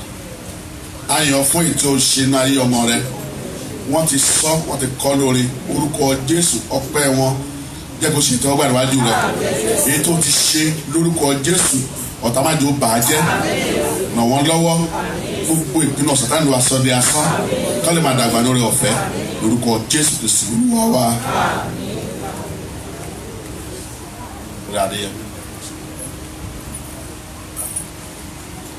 Praise the Lord. Praise the Lord. Praise the Lord. Amen. Lákọ̀ọ́kọ́ náà 2 minutes mo tọrọ àforíjì lọ́wọ́ bàbá àtàwọn aláṣẹ ìjọ nítorí last week lẹ́ẹ̀kì ti ṣe ìdúpẹ́. Ìwé sáàmù wípé tí ó bá ń ṣe pé Ọlọ́run wà pẹ̀lú Ísírẹ́lì wa kí ni Ísírẹ́lì wa ọ̀gá máa sọ. Ní ọdọọdún mo ti bọ́ lọ́run dá májẹ̀mú pé tó bá ti jẹ́ bàbá ẹ̀dẹ̀ ni màmá pàṣíwájú Ọlọ́run màmá dúpẹ́ torí ogun jà ó pọ̀ Ọlọ́run dẹ̀ ń gbé mi borí mo wá dúpẹ́ pé Ọlọ́run ò wá fi nílẹ̀ fọ́tà ọ̀tá ìdílé bàbá pọ̀ ọ̀tá ìdílé ìyá pọ̀ màá sọ àlá kan tọ́lọ́run fi hàn mí mo sùn lójú oorun ó ṣe díẹ̀ mo kàn rí pé àwọn bíi méje wọlé nọ́kàn bẹ̀rẹ̀ sí bá mi jà lójú oorun ṣùgbọ́n mi mọ̀ bí tí egungun yẹn ti wá egungun yẹn tóbi gan mo dé lu gbogbo wọn mo á bẹ̀rẹ̀ sí wọ́n jù wọ́n láti òkè orí bákónì dáàdì wa wọ́n ṣe ń jábọ́ sílẹ̀ ní ojú wọn change padà sí àwọn ibi tí mo mọ̀ wọ́n wá bẹ̀rẹ̀ sí sá lọ mo dúpẹ́ pé ká ní pé wọ́n lù mí pa níjọ́ yẹn mo lè má jí níjọ́ kejì mo wẹ̀yìn wò mo wo wájú mo wọ̀ tún mo rí pé mo rí ọwọ́ Ọlọ́run mo tún wá dúpẹ́ fún agbára Ọlọ́run lórí òkè yìí pé ó ń ti àdúrà lẹ́yìn nítorí náà máa kọrin kan máa dẹ̀ pé àwọn mọ́mì mi Ọ̀dẹ́nàyè wá bá mi kí aleluya kan mọ́mì mi Akíntàn wá kí aleluya kan dájú náà kí aleluya kan ṣùgbọ́n orí yẹn òkìkí rẹ̀ ni wọ́n máa ké torí wọ́n ló ṣàbòbò mi láti inú oyún wá ọ̀rẹ́ mi ẹ̀dá wẹ́ bá mi kan torí òun mi há díẹ̀.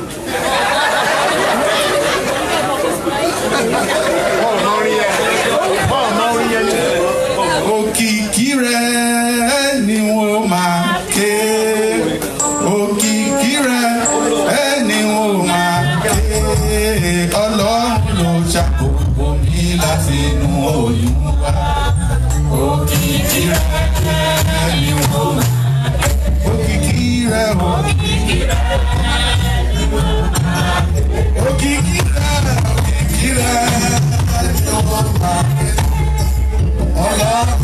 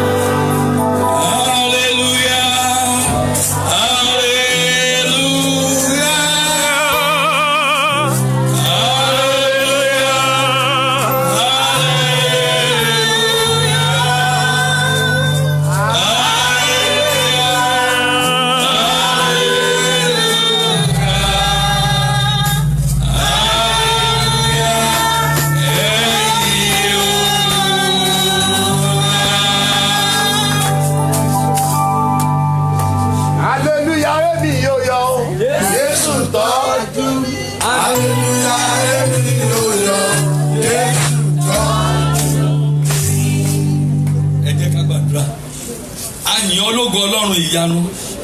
fún oore tó ṣe fún ìránṣẹ́ rẹ̀ ó ṣẹ́ ogun fún wọn ó sì tún máa ṣẹ́gun sí Paul ní Ọlọ́run ẹrú tó ti gbà wá lọ́wọ́ ikú tó tóbi tó bí èyí ni tó sì ń gbà wá yóò sì máa gbà wá máa gba ọmọ rẹ̀ síwájú àti síwájú egungun Sámsónì ìgbàanì tó fi ṣẹ́gun ó sì wà síbẹ̀ òun náà ló mú jáde fún nínú ẹ̀mí lórúkọ Jésù nípa ìwọ Jésù sì jẹ́ kó máa ṣẹ́gun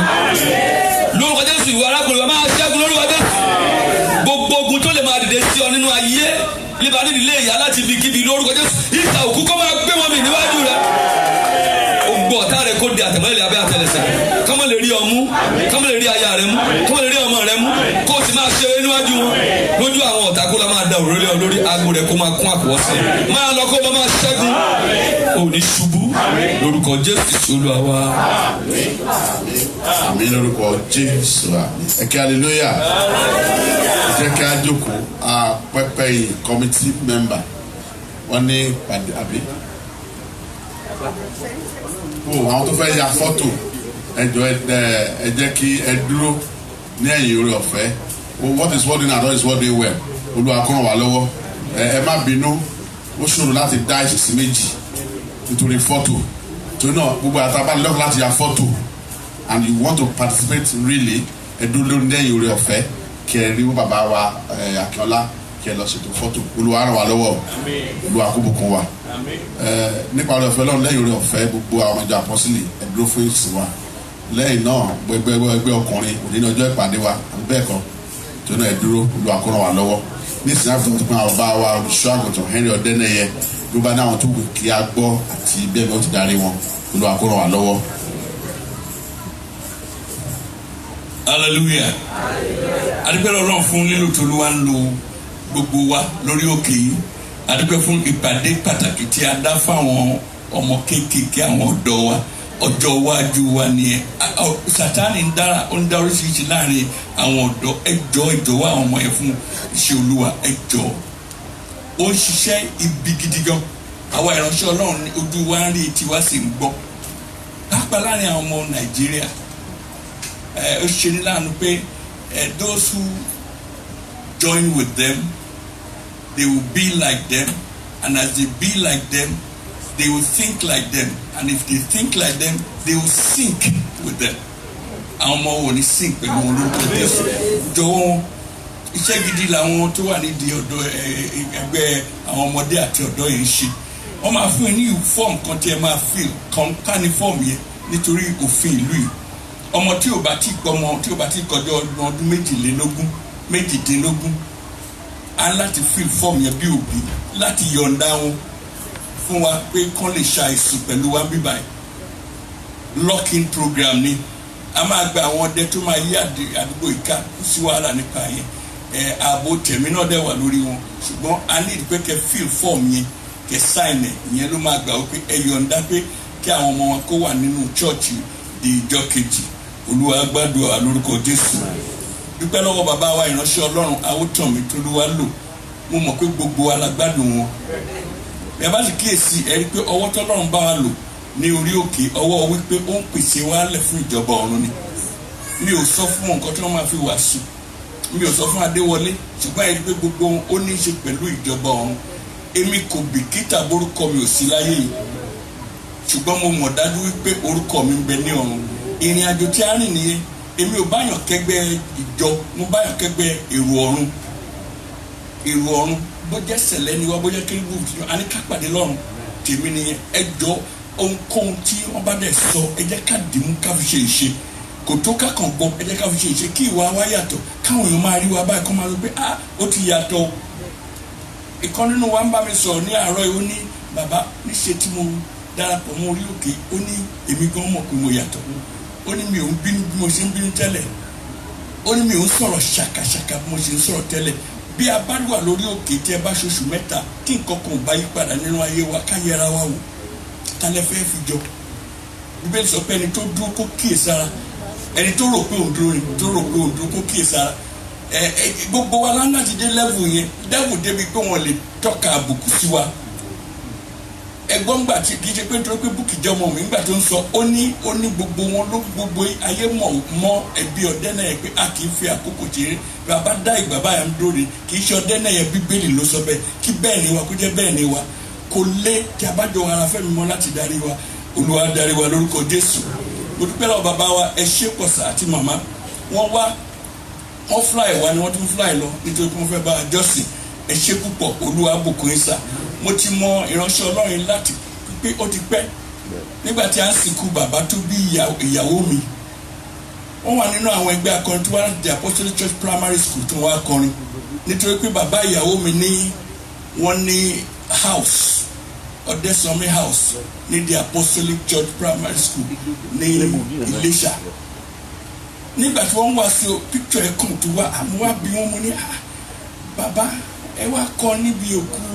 àná mi bàbá ìyàwó mi wọ́n ní bẹ́ẹ̀ ni wọ́n ní gbà yà wọ́n primary school kẹwù bọ́lọ̀ ṣe ń ṣe àti gbà yẹn lọ a ò bàjẹ́ lọ́wọ́ ara wa lórúkọ Jésù Kristi mo gbàdúrà a ò ní bàjẹ́ lọ́wọ́ ara wa bí ẹ ṣe ń ṣe ohun mi ẹja rìnrìn àjò yìí a ó jọ dọ́dọ̀ Kristi sí mi ní bó bá fa bíbọ̀ ẹ̀ sẹ́yìn à á dàgbà ṣùgbọ́n à ń pàdé lọ́dọ̀ ẹ̀ lórúkọ Jésù Kristi ẹja dìde ká gbàdúrà bàbá náà la máa pè tí wọ́n máa súre fún wa tí wọ́n sì máa ṣòro ọ̀fẹ́ àwọn ló máa wàásù ní èsì tí a máa ṣe lẹ́yìn ilé ìsìn Gẹ̀ẹ́sì ẹ wá gbọ́ pé Gẹ̀ẹ́sì ṣe ń yọ̀ lẹ́nu PhD ni wọ́n kì í ṣe torí internet original PhD University of Ibadan wọ́n ti jáde ẹ wá gbọ́ bóyìnbó ṣe ń yọ̀ lẹ́nu wọn hallelujah ẹ sọ fún pásítọ̀ yín ẹ lè pè wọ́n kẹ́ sọ fún wọn pé kún yọ̀ǹda yín fún wa lónìí ẹ jẹ́ ká gbàdúrà olú àwọn ọmọ ogun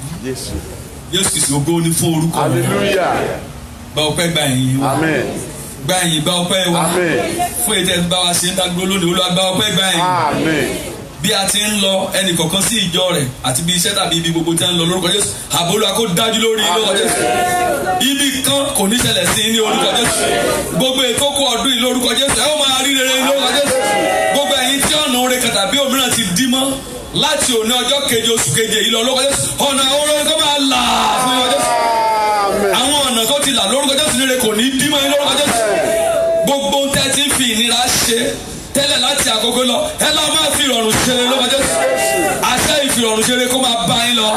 kẹ́ ẹ lọ kẹ́ ẹ ṣẹ́gun kẹ́ ẹ kó ọ̀rọ̀ orílẹ̀-èdè yìí kẹ́ ẹ kó ọ̀rọ̀ orílẹ̀-èdè kẹ́ ẹ kó ọ̀rọ̀ orílẹ̀-èdè lórúkọ Jésù. Ẹ ò ní bá wọn jìyà ní orílẹ̀-èdè ẹ ó ṣeré lórílẹ̀-èdè náà ilẹ̀ náà kò ní gbé yín mì kò ní gbé ògo yín mì lórúkọ Jésù. Ẹ ò ní dọ̀fọ̀ sórí ilẹ̀ yìí ẹ máa lọ pẹ̀lú àlàáfíà kẹ́ ẹ lọ ṣẹ́gun kẹ́ ẹ lọ kó ìkógun kẹ́ ẹ ní ọrọ̀ tó pọ̀ nínú Jésù kẹ́ ẹ máa dàgbà kẹ́ ẹ máa fẹ́ràn Jésù bí ọrọ̀ yín bá ṣe ń pọ̀ sí bẹ́ẹ̀ náà ni kẹ́ ẹ máa fẹ́ràn Jésù sí. Ògo ni fún Jésù Kristi. Gbogbo ẹ̀yin tí ọ̀tá lè fi àmì ikú òjijì sí lára nípa agbára ẹ̀jẹ̀ Jésù tàbí àwọn ẹbí wa tí ò sí nìyí gbogbo àmì ikú òjijì amọ̀dẹ̀jọ́ sèse lára ni kí ló dé ṣẹlẹ̀ gbogbo àmì àjálù òjijì lórúkọ Jésù ó yá bàjẹ́ lórúkọ Jésù ó yá parẹ́ lórúkọ Jésù àmì ìyẹ̀jẹ̀ ọ̀dọ́ àgùntàn kó wà lórí yín lórúkọ Jésù ayé yín kó máa gbé ikú mi ní ìṣẹ́gun kẹ́ ẹ máa ṣẹ́gun lójú oorun kẹ́ ẹ ṣẹ́gun lójú ayé kẹ́ ẹ ṣẹ́gun lójú àlá kẹ́ ẹ máa ṣẹ́gun ní ọ̀nà gbogbo lórúkọ Jésù kì yóò sí ọkùnrin kan tó lè dùn níwájú lọ́jọ́ ayé gbogbo ẹni bá dìde ogun sí kó lọ kó lù bọ̀lẹ̀ lórúkọ Jésù ọwọ́ òkùnkùn tó bá nà sí kó gbẹdà lórúkọ Jésù ẹ̀jẹ̀ Jésù kó pa ẹ́ mọ́ ààbò Olúwa kó dájú lórí gbogbo ọ̀pá ńlá aláyé kó ṣiṣẹ́ dà lórúkọ Jésù. Ìgbà táwọn tó máa gbúra táwọn ra ká ní Olúwa lógun jẹ́ kí wọ́n fẹ́ Jésù Kristi Olúwa fẹ́mọ́tò Ọlọ́run bàbá ìdàpọ̀ ọmọ ìbùkún ẹ̀mí mímọ́ kó máa bá gbogbo wa gbé láé àti láéláé àmín àmín àmín lórúkọ Jésù hallelujah hallelujah hallelujah ẹ̀yin Olúwa lógo lógo sọ fún ẹnì kejì ẹ pé olóríire ènìyàn ní olórúkọ Jésù.